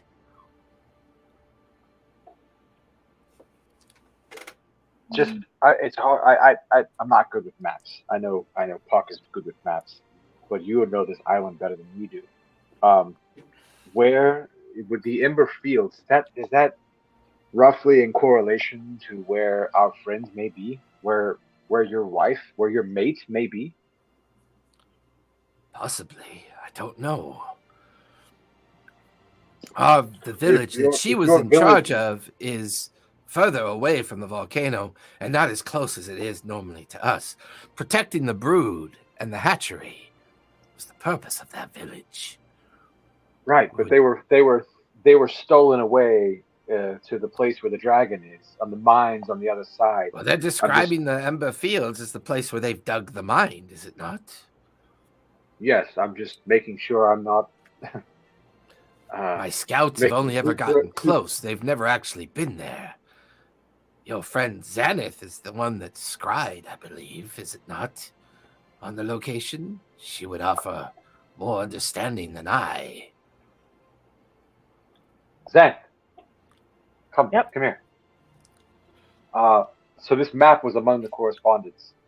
And in the correspondence, they speak of the Ember Fields as being some kind of a back door. Does anything on the map, does it feel or look familiar to you? Can I sort of glean anything based on what I saw during the scry? Yeah, I would say during your scry approach to the mine pit, this is pretty accurate. The volcano in the middle, the lava fields around the volcano, the kind of fractured, broken landscape around the volcano. This feels accurate.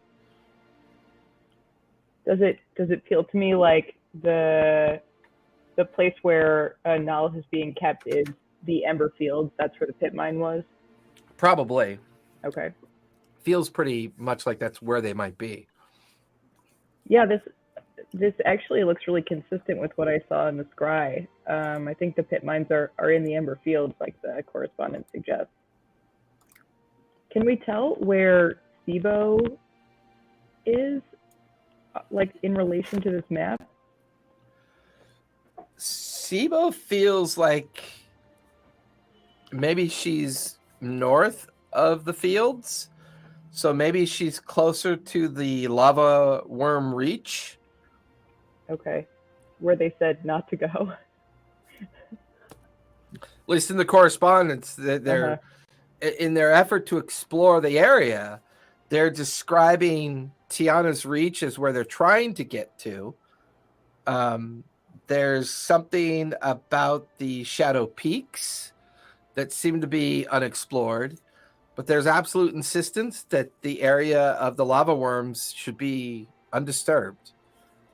There's a threat there that they don't feel like they can contend with. Well, is it a case of the enemy is our friend? Maybe a nice little worm, nice little lava worm. Friendly little worm. So hear me out. Based on the correspondence here, it almost sounds as if perhaps Mason may be an enemy of our enemy. Oh, I mean, I wouldn't mind being friend with him. He is stronger than us. No. But his style is so rad. Fair. Credit points for that. But that is not someone you make friends with. That's not that. No. But look, here in the correspondence, they mentioned that someone is tracking them from the Dwindles, religious authority, and that all of that just screams Mason at me. Oh, interesting. Based on my history. So while great, the guys, coming to possibly also stop this thing from happening, but I also can't trust the guy. He is held up with Devon, though, who we think for sure wants to release the Shadow, the Great Shadow, right? Mm-hmm. Well, we saw we was it scried on him, or no, the scouts saw him, right? So yeah, the scouts reportedly they described a person that looked like Mason was following behind two people that sounded in description like Devon and the Martinet, almost like they were being marched forward in a direction. Yeah. It just seems like we have so many common enemies with him, and it could be so nice to not just, carry the situation for once. Maybe have somebody. But I mean, you remember how Devon killed you, and oh no, I forgot. I remember in our fight, Mason very nearly did the same thing to me. You know what? You're right. I'm sorry. Remember the poster? Winter just kind of leans in. And doesn't take much to kill you, Earthen. Hey, give me the bow. My bow now. Come on. Give me the bow. She just raises one of her elven eyebrows at you and just kind of walks off to go talk to one of the lizard folk. I'll polymorph you. We've given him too much power, and it's not that much power. Ultimate power! You're right. I can relate to it. I wouldn't want to work with somebody who killed me either. Yeah, I mean, that doesn't mean we can't necessarily what's the word?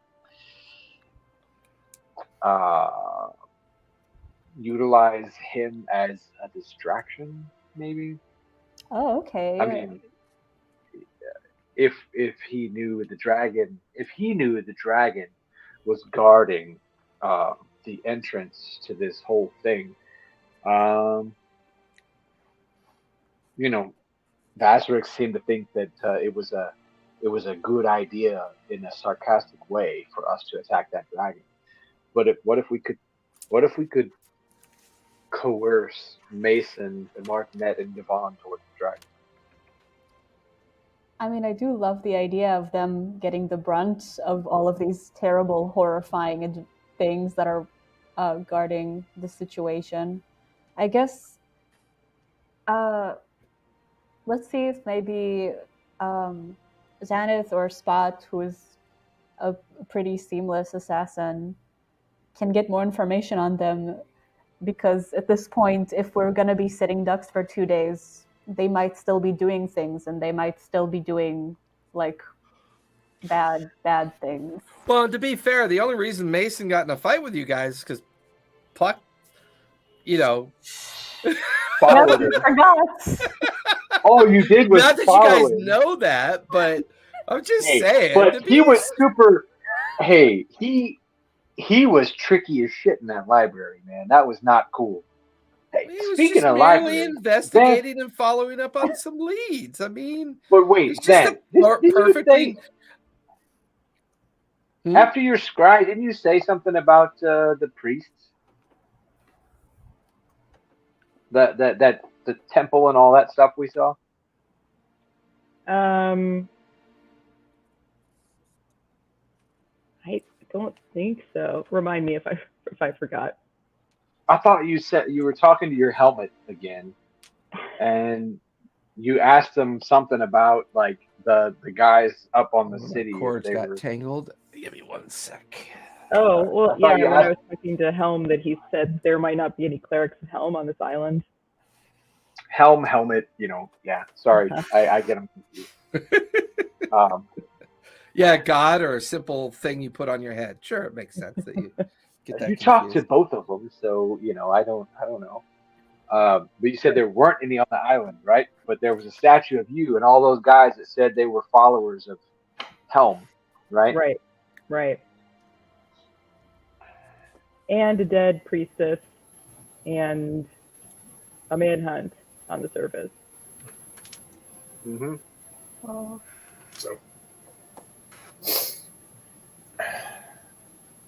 So what are we doing in these 2 days until the ceremony happens? Do we prepare for that, or do we try to find out more information, or do we try and reach out to any of these people? How about we... Oh, sorry, go ahead. I was gonna say, do we want to try reaching out to Mason? I know where he, based on earlier conversations with a different band of lizard folk, I know where he likes to hang out topside, and I can appear fairly innocuous.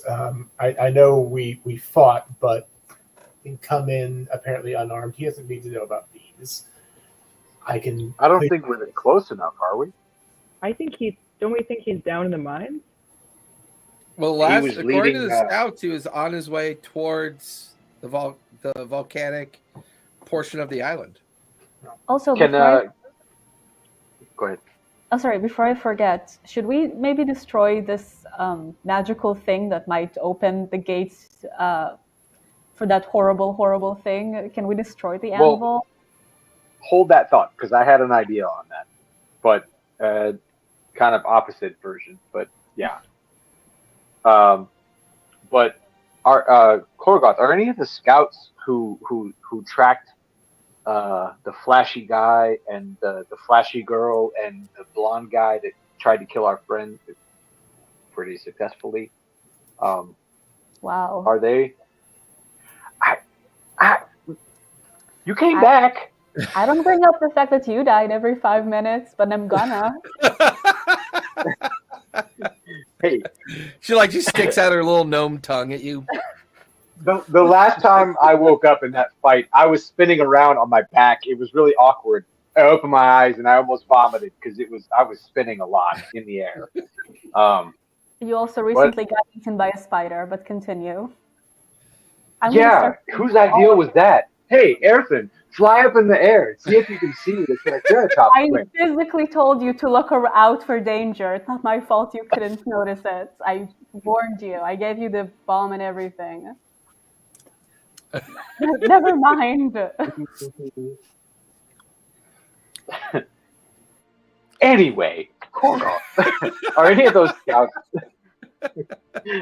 Are any of the scouts that were tracking the others? Are any of them near? No, they are in the village. They're in the village. Well, I would really like to know. I mean, we have a map now of what the mountain, at least the interior, looks like. It would be good to know where, perhaps, they saw Mason and those others entering the mountain. Right. We need to rest, right? Should we go back to the village? That too. Where those Yeah, guys are? I could really use a rest. I mean, Sounds- I'm not against going back to the village, but it's just, do we stay there after the day? So maybe we at least can make that decision on the way. That sounds like a smart idea. So Victor, you eventually, can go hit on some of the folks.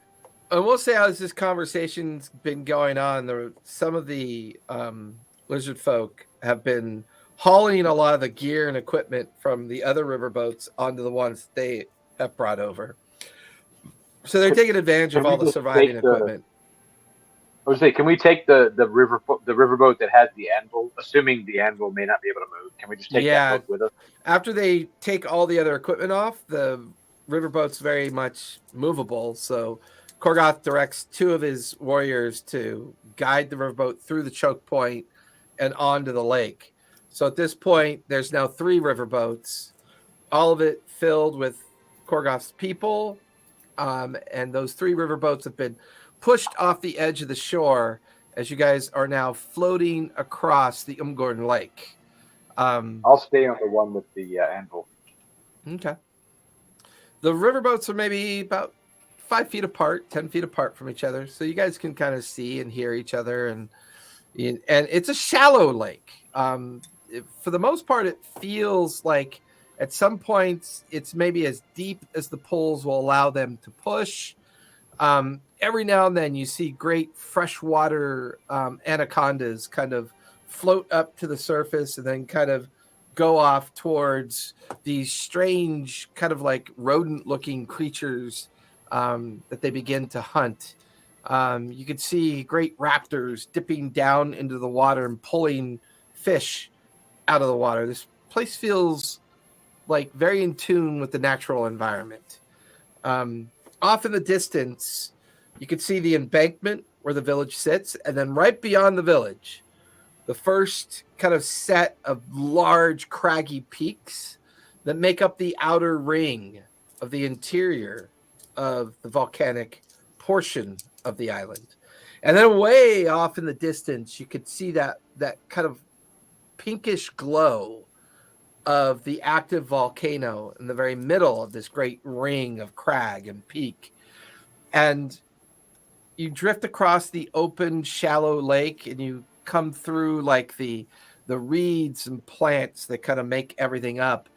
And eventually you can hear the chanting, the cheering, and like the kind of excitement of the lizard folk as they see everybody coming, and they realize that the threat to the village is this lower part is where they hunt and gather. Beyond them, where the crag goes up in the first of the peaks, you can see that outbuilt are their cliff dwellings, where they live in the cliff, and down here is their village where they hunt and gather from. This was originally abandoned, and they had set up their defenses up above in the cliff. But now that they don't see a threat, they've all kind of come down. There's maybe 60 or 50 or so lizard folk, mostly women, children, maybe about 10 or 20 warriors, some of them being scouts. They all kind of rush the shoreline, kind of greeting all of you, and Korgoth, the riverboats all kind of up on the shore of the beach. It's pleasant. It's relaxing. It's this sense of kind of excitement that the defense was successful, that the threat eliminated. But now you have that omnipresence of the great volcanic grounds in the background. As you're kind of guided into the interior of the village, you get to an open ceremonial kind of space that looks like it's been being built over a period of time. And you get the feeling that this is where the ceremony is to take place. You can see a great stone altar with this magnificent kind of orb placed on the altar. It seems to be under the care and guidance of a priestess. You can then see a long, windy path that disappears into the jungle, but just on the other side, because it's not a very deep sense of the jungle due to its location. You could see a zigzagging stairwell, like a staircase carved into the side of the cliff face, while the dwellings and the residents seem to be to the far right. That, like, back and forth zigzag staircase seems to lead to this great blackened door that takes up a vast amount of the surface of the crag. And you get the feeling that maybe that's the obsidian gate that they've been talking about. Korgoth looks around and kind of, easy. Our threats are contained for now. Scouts, to me, please. And he looks at one of the scouts.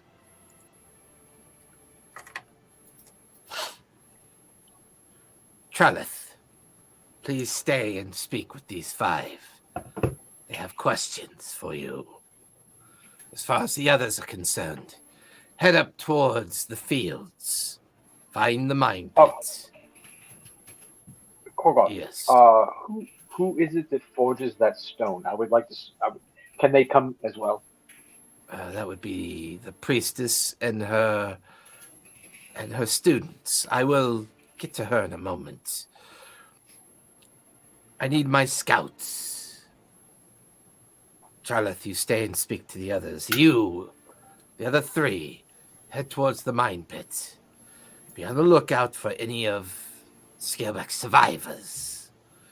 If they are not a threat anymore, offer them sanctuary. Be aware, we need more protectants here than anything else. Be on the lookout for these 3 individuals that our friends have been seeking. Any sign of them, let me know immediately. Go now. Come back no later than tomorrow morning. Push yourselves as much as you have to. We must learn and understand all we can of these threats. And you watch as the scouts just disappear into the other undergrowth. The others begin to kind of filter away. Korgoth goes, I will go and speak with the priestess. Vashari is her name. Let me talk to her first. She's very secretive about the ceremony. She might not be willing to share this information. But it's okay. I don't necessarily need the information. It's more a question of improvement. I will seek her guidance and see what she says. She's willing to talk to you about your improvement. I will bring her over. And he kind of looks over at his daughter and he kind of just keeps walking. Scolari steps up. This is Trelith. She is one of our best scouts. She was the one that originally told us about the 3 strangers that were seen walking towards the volcano. Trelith begins to nod her head up and down fervently. Ah, yes, I saw them during my trip towards the mountain. But it was strange. I felt like the other 2 were being forced by the one to keep marching. They did not seem friendly to each other. if that makes sense. Oh, it absolutely makes sense. Do you recall any specific details from their conversation? Your tongue is not familiar to me. I will try. They seemed to be arguing over something. The two did not seem to know who the other was. The two seemed compelled to almost be concerned about each other, but neither being concerned about the other, the one you call Mason. Oh, It would seem the others merely wanted to be left alone to find their way in to the mountain. The tall one with the strange eye and the limp seemed intent on trying to find something that must be returned.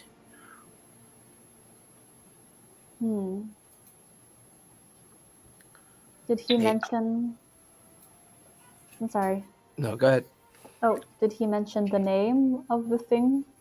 A relic, a device. No specific name was given.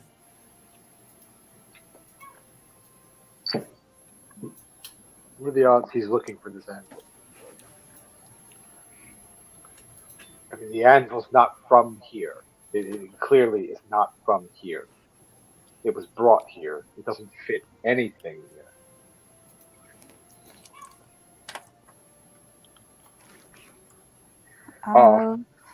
He's... Treleth, I'm gonna unfurl the map. I'm sorry, I fuck. don't know maps. I know landscape, I know nature, I know my paths. Your map is just squiggles in color to me. Do you mind trying something? And I hand him the map of Revelation to see if maybe his point of view will kind of shift the way it works. You watch as the map of Revelations just becomes confused sparkles of color and squiggly lines. That was a good idea. You get the feeling the map of Revelations might be intelligence-based or arcane-based. Oh. Oh. Well, that does make me smart, doesn't it? Or at the very least capable. Wow, okay. Wow. The fourth dimension droppeth this hammereth.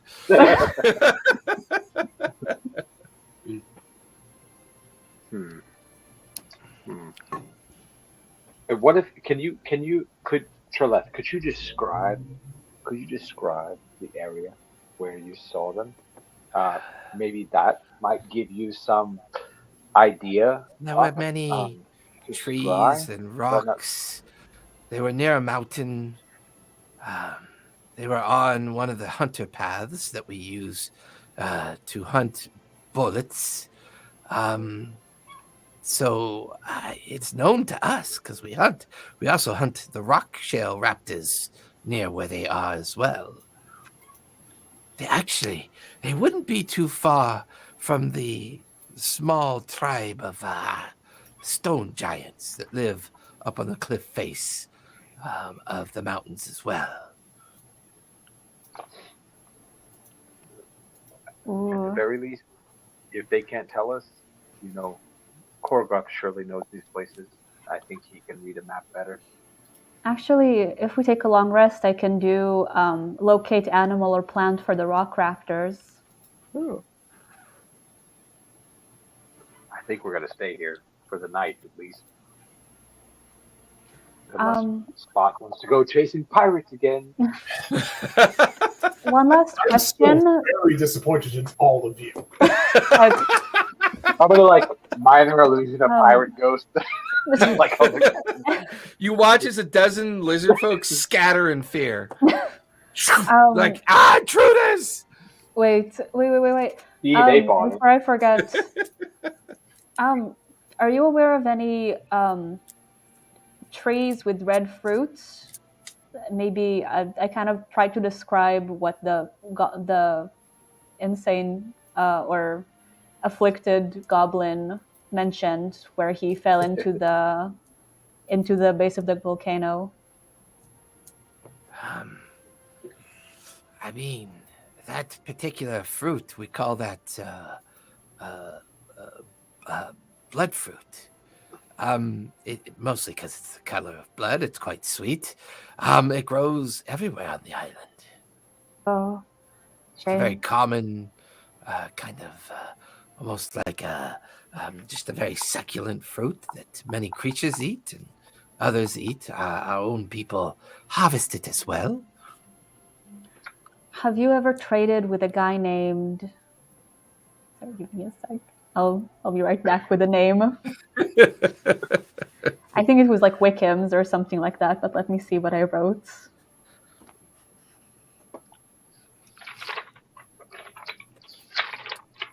Oh, the crazy goblin's name? Yeah, and then his master was a trader who took a lot of stuff from the jungle.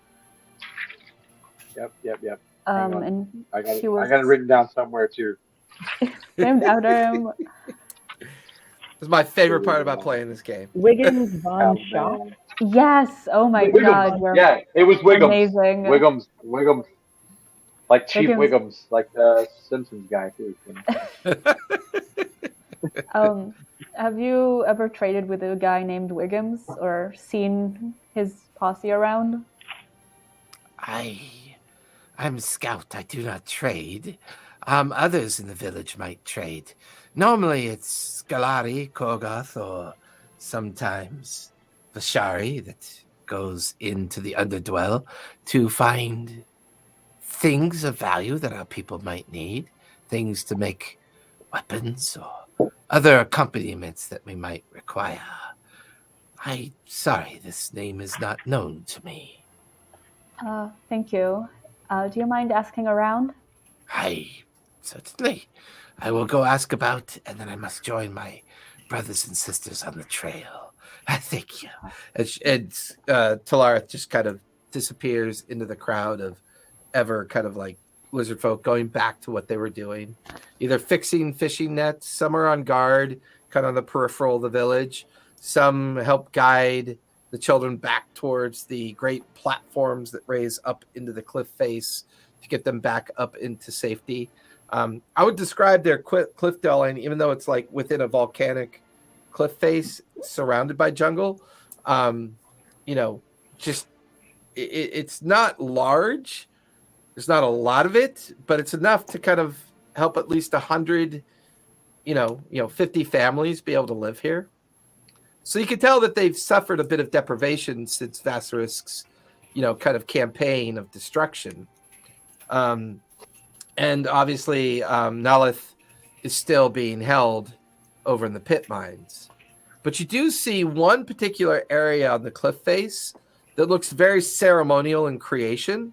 That might be where the original brood's hatch was, where the egg chamber was. At least for this location. Now, they described Nalith being at the Wind Village as the secret place that they had moved them to. So it seems like under normal circumstances, it would be here. But because of Vasarisk's threat, they had moved it over to the other village, which made Nalith vulnerable. And then that's how he eventually found Nalith and the egg chambers, and the brood.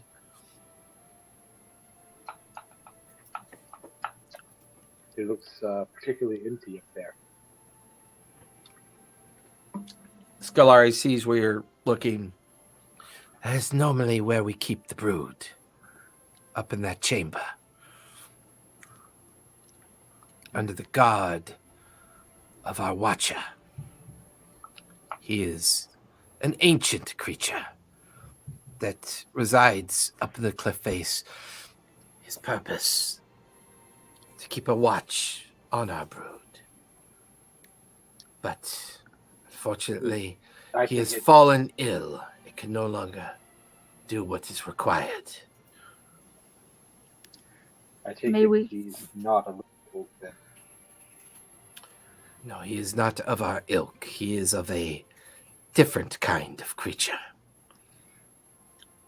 May we talk to him? If you are up to the climb, you are more than... I don't see why you couldn't. I could take you up to him. Thank you. Are you guys interested in... Are you guys I'll go with interested? Okay. Who is this up here? Sorry. Yeah, I didn't get the name either. Say that again? Did we Who get is a name for the guy we're potentially going to go see and just didn't catch it? The Watcher. Okay. Thank you. I didn't. Yeah. Yeah, they just referred to it as the Watcher, who used to... who Watu. kept protection over the brood. Winter goes, yeah, y'all have fun. I'm just going to hang out here and, not be 1,000 feet up in the air. All right. Yeah, you No, gotta hit on some I've fallen out of trees a couple times now, so I'm just going to be here. You want to go 1,000 feet up in the air? You knock yourselves out. Hey, Winter, if there's I'm gonna point to my ring. Say that again, Spot. You were breaking up. Sorry. Winter, if there's like a field kitchen or like just a communal place to make and store food, do me a favor, let me know because I want to hit that up on the way back and make some snacks for us. I feel like we could use some inspiration in the coming days. You know what, Spot? Whatever keeps you focused. Absolutely. She gets me. That's a good one. Spot focus. Okay. So this... Go ahead. Oh, I was just gonna say lunch, and then the dragon and takes me out. It's not late in the day for that. You've been practicing that, haven't you? I've been practicing that one, yes. Lunch. Oh, quack. You watch You don't put the as... coin in your fingers like this and flick it. You watch as Scolari turns into a giant eagle, and then she ruffles her feathers and kind of points at her back for anyone that wants to ride up with her. Watch as Lunch picks up Puck and they start just kind of hovering, waiting for everybody else. I'll swing onto Scolari's back. Get on Scolari's back. The eagle looks over at Xanath and ruffles its feathers. I'll maybe, I think I'm going to hang out down here. I'd like to take a look at the altar. Okay. With that, Spot, Earthen, and Puck float off. Winter's voice can be heard. So where do you keep your kitchen? We have a very strange cat friend amongst us that suffers from chronic focus problems. And when he does this, he makes excellent biscuits and... Oh, yeah, I guess you could put mealworms in muffins and biscuits. I mean, if it's what you like to eat. And you guys kind of just float off in the direction of the cliff face, heading up towards what looks to be the entrance of the egg chamber that they were talking about. Xanath, there's a little bit of calmness around you now. The sounds of the busyness of the tribe, the laughter of the children, the kind of normalcy settles in. You watch as your friends recede into the background, like going from large figures to medium to small figures, arcing up towards the entrance of the cliff face up above. You can hear Winter prattling on in the background, but you remain focused. You remain focused on that altar, the orb that sits on it, the priestess that seems to be going through this ritualistic kind of cleansing ritual. She reaches into a stone bowl and pulls out this fine greenish yellow powder and sprinkles it on it. And when she does, it kind of creates little mini arcs of bright light. And you can see Korgoth standing beside her, and he stares over to see you approach. And he just kind of lets a little gesture. His hand sticks out and gestures you forward. Can I come forward and just kind of, like, I think Xanth can tell that this is like a place of great religious significance and that this altar is sort of like a powerful piece of the ceremony that needs to be done. Can I just kind of take a look at it and see if I can glean anything from it? Mm-hmm. You can hear the priestess chanting every time she puts powder on the orb. The magic of the orb gets a little bit brighter each time. She speaks in her lizard folk tongue. Every now and then you recognize the common name, Melora, which kind of gives you the feeling that she's doing some kind of either readiness or some kind of ceremony in preparation for what might be going on in a couple days. Korgoth just kind of whispers, "Feel free to look around. She is deep in concentration in the rites and rituals. She will not be available for some hours." Give me investigation as you begin to examine the altar itself. Okay. I have only rolled 1s and 2s today. So I'm going to cast Enhance Ability on myself to give myself advantage. That's fair. When the random number generator's out to get you, I totally understand. It's from actual dice. They're just really betraying me today. All right. That is a 13. 13? As you begin to examine the altar, the stone that it's made out of feels very different than here. And you immediately pick up on the fact that it's made from volcanic rock. So this clearly has been made for a very specific reason. Etched into the outer facements of the altar are pictographs of the ceremony itself in a common kind of expression of the intent of the altar. Probably the part that disturbs you the most is you get to the point of the pictograph where the sacrifice is concluded, and then that person's essence is fused with the orb, and then the orb is placed into the obsidian gateway. Korgoth kind of catches your sudden realization, and he kind of looks away from you quickly as you begin to realize that Scolari will be sacrificed as part of this ritual. You told us that her magical essence is fused with the rock, but it's not just her essence, right? I'm afraid her magic is her. She is magic. She is immaculate. And that's why, although you have long lives, she won't be around to do this again in 100 years. Every 100 years, an egg that shows no sign of life, is taken from the brood. It is set out upon the first full moon of the ruddiest moon, and we pray to Melora and to Saloon to give us guidance. The light either gives it life or it does not. If it does give it life, that is the one that is chosen by the gods to help us seal the gate. She is daughter in name only. She is not truly of me and my wife. She is a daughter of the gods, not a daughter of us. Her sacrifice is to send them back to us, or send them back to them. Her life is forfeit for this purpose. The magic essence of what brought her into existence allows us to seal the gate yet again for another 100 years, until another of the brood can be selected for this purpose. And so that is part of why it is so important who has the brood. Not only the brood, but the chosen one as well. Mm-hmm.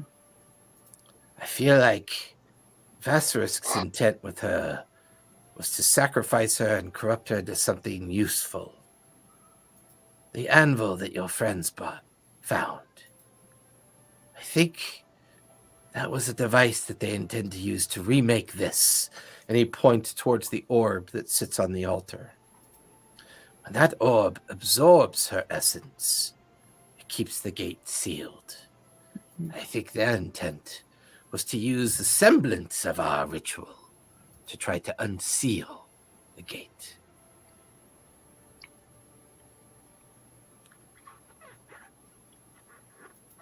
And you think they're capable of doing that with this anvil? Not anymore. The anvil is in our possession. Vasarisk is dead. The main threat to us, I believe, is no longer relevant. The gate will be sealed in 2 days. You and your friends are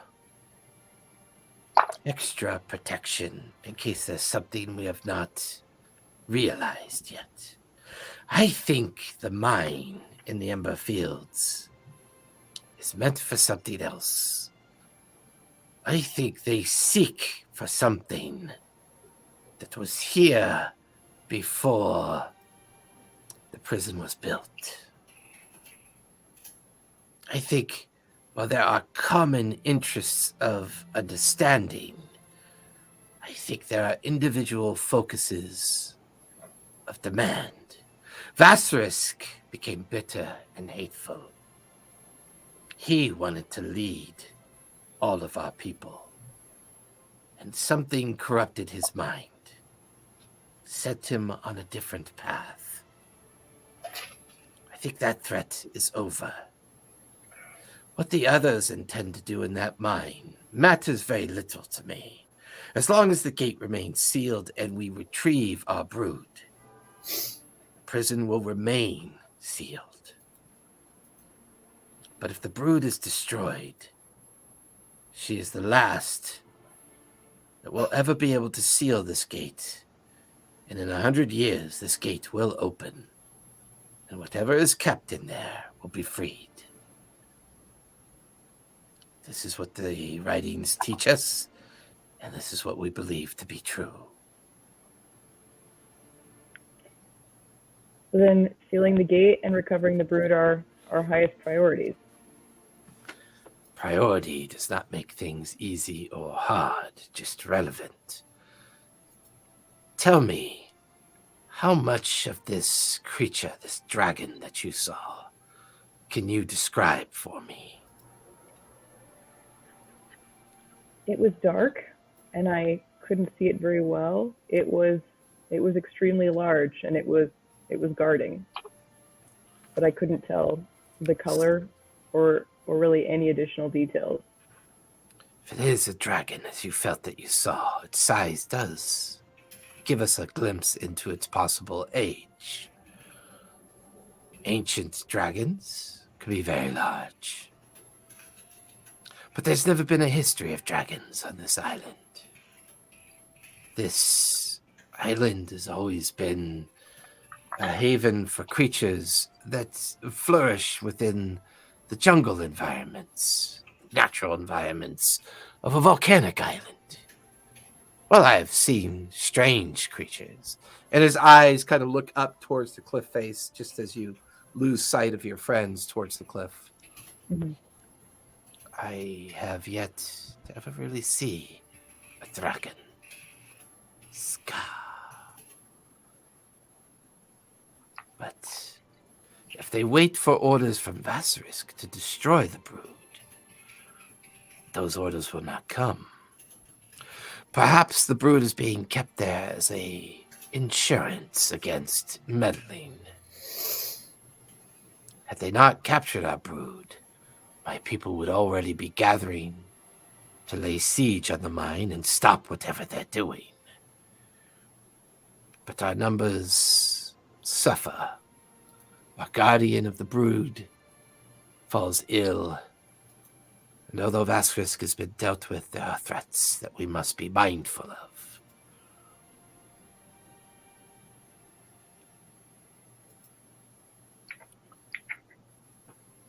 I think I'm going to just... No, go ahead. No, go ahead.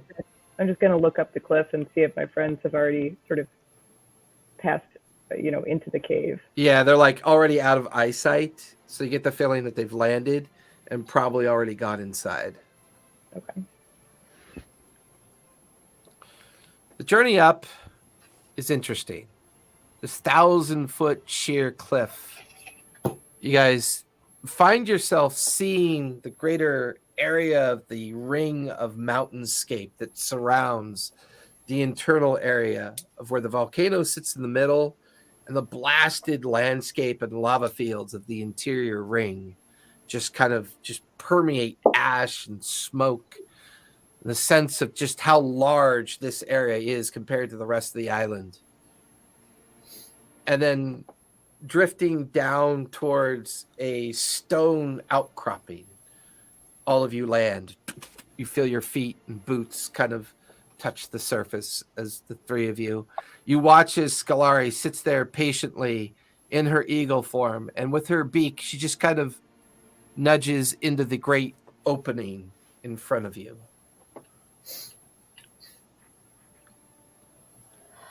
I'm gonna look over at Puck, what do you think we're gonna find in here? Can I do a nature or a survival check to see if I get any ideas? You can do a of survival what to check as expect? you look around the entrance at the cavern to try to better understand what might be in there. 25. There are quite a few feathers lying around. Whatever's in there has been molting a great deal. And some of the feathers are in decay from exposure to the weather. Some are newer. You recognize it as feathers of a roc, R-O-C, a great bird of enormous size that is considered to be, in some cases, feral, but in other cases, sometimes they tend to take on an ancient sentience and can be intelligent creatures. Do I know anything about how to approach this bird? You know that they are very self-aware of how dangerous they can be.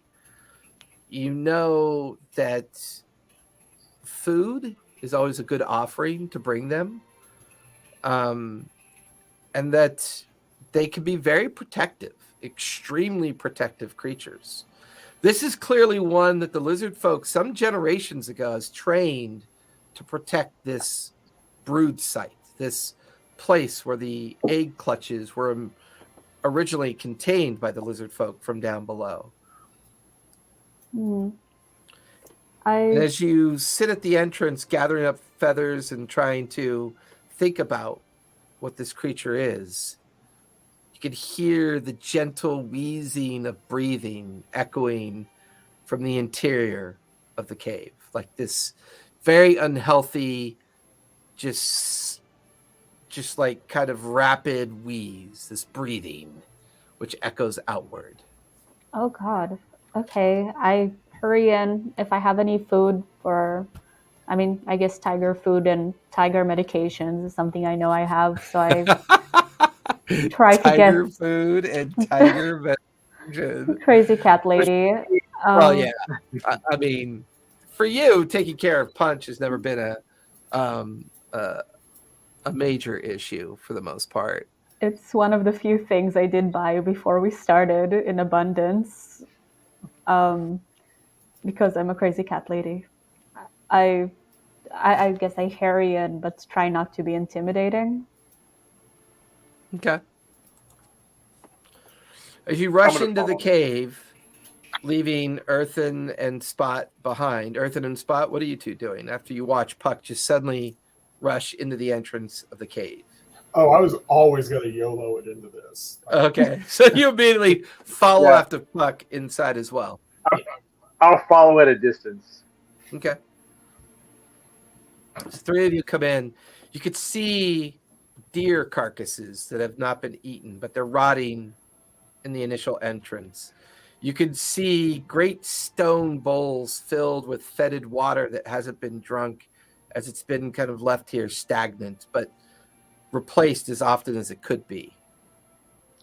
As you get into the vast interior of this outcropping, you can see the great nest, this huge brimming nest of feathers, twigs, branches, palm fronds, and up on this nest, this great reddish brown creature, gargantuan, large in size, fills up the interior. It lifts its head at the smell and sight of the three of you entering, and it weakly tries to shift, and it's unsuccessful in doing so. And it just kind of lays its great head down gives out a squawk that echoes with like this sickly kind of struggle. Can I do a medicine check? Yeah, Or sure. medicine or investigation? I'd say you'd want to start with investigation to try to see if you can figure out what's going on. Sure. Okay. I just run close to it. Give me an animal handling as you get close, Puck, with advantage because of who you are and the nature of your form. I got a 23 on my investigation. Okay. 19. 18 plus 3 plus 2. Nice. You scramble up the side of the nest and up on top where its huge head lies, and you immediately come over. Its eye is like the size of your body. It's just this great, huge round eye that blinks. But there's a kind of dullness to the eye, like a sense of sickness or something. Earthen, as you begin to circle the nest, trying to figure out what in the world could do this to such a creature, what could cause this creature to succumb to something. At the back behind its nest, you could see a 1 foot round, perfectly carved hole. And you could see shedded skin of something that has bored into that hole and has come out.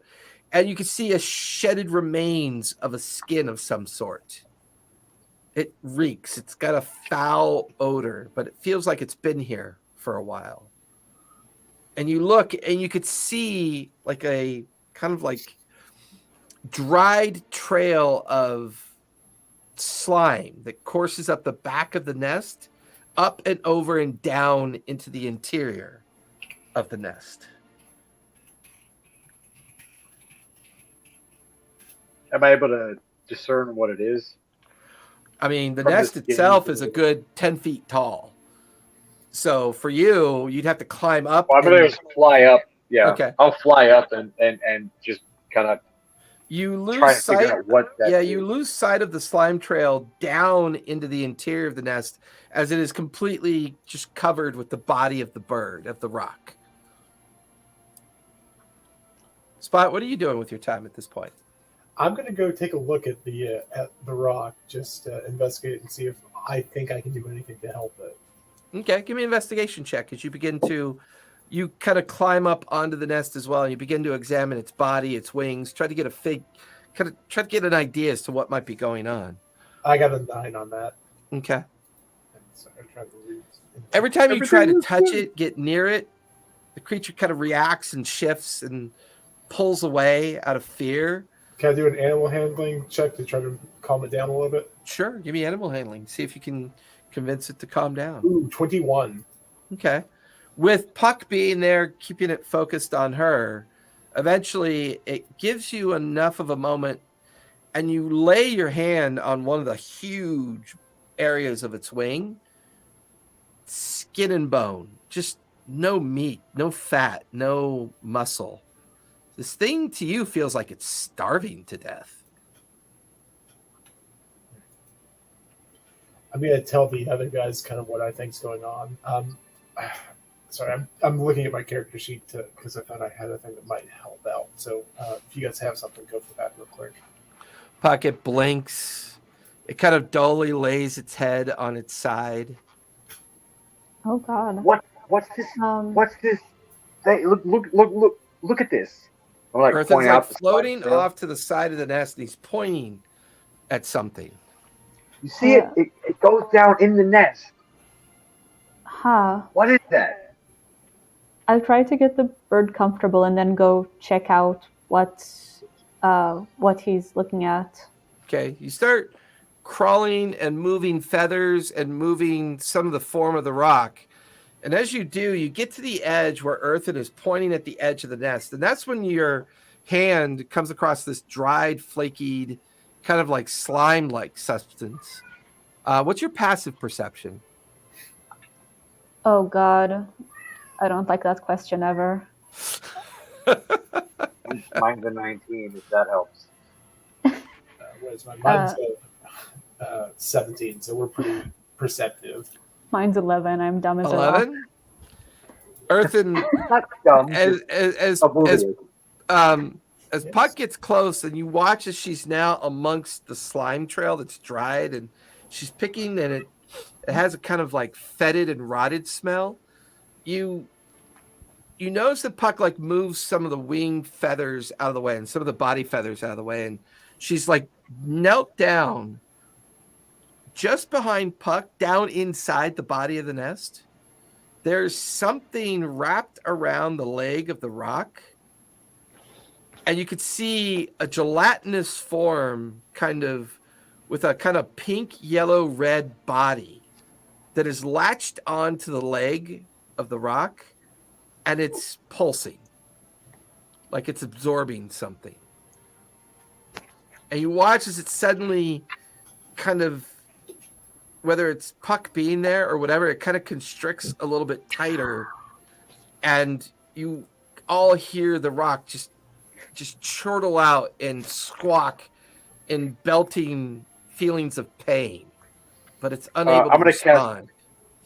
I'm going to cast Dissonant Whispers on the thing. All right. Okay. Go ahead, Spot. At level 2. Okay. I was going to try to do a couple of key empowered strikes on it. So that means you have to drop down inside the nest to come into close contact with it. Mm-hmm. Okay. So Spot, you drop down inside the nest. Earthen, you hover because you can visually see it. Puck, you hear Spot drop into the nest, and you watch as Earthen starts casting a spell in the direction right behind you, which forces you to look over your shoulder. And there you can see a mind worm. You've dealt with these before, but never one this big. This one's been feeding off the rock for so long that it's gone from its normal small parasitic size to being about 15 feet long by about 6 feet around. And its undulation, it's absorbing the blood and like the organic matter of the rock. And you watch as the worm-like head turns to finally let go of the interior, like bone, meat, and skin of the rock's leg, reacting to Spot. You watch as its face flies open with like a dozen fangs on like serrated kind of like edges of a mouth with no eyes, no sense of being able to see. Mindworms shouldn't be here. These are creatures of both magic and construct. Someone has brought this mindworm here for a specific reason. It constricts a little bit more. It kind of intakes a breath of air. Suddenly, it screeches and like it just makes this like this horrible noise that's piercing as you watch Earthen finish his spell. It releases the leg of the rock and immediately launches itself towards Spot. Spot, as it comes towards you, how do you want to fend this thing off? I'm going to fully extend both my claws and just try to rake it as it comes towards me. Trust my dexterity just to get me out of the way. Go for it. Give me some attack rolls as it's coming towards you. Okay. All right. First one is a 21 and a 24. Both will hit. Go ahead and roll damage for both. That is 12 and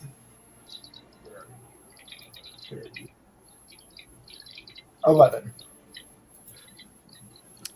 As it launches itself at you, you dip underneath the opening mandibles and maws of its fleshy mouth, and you bring both your hands across the soft underbelly of the creature. And you feel the membrane and tissue just open up like it's not even there.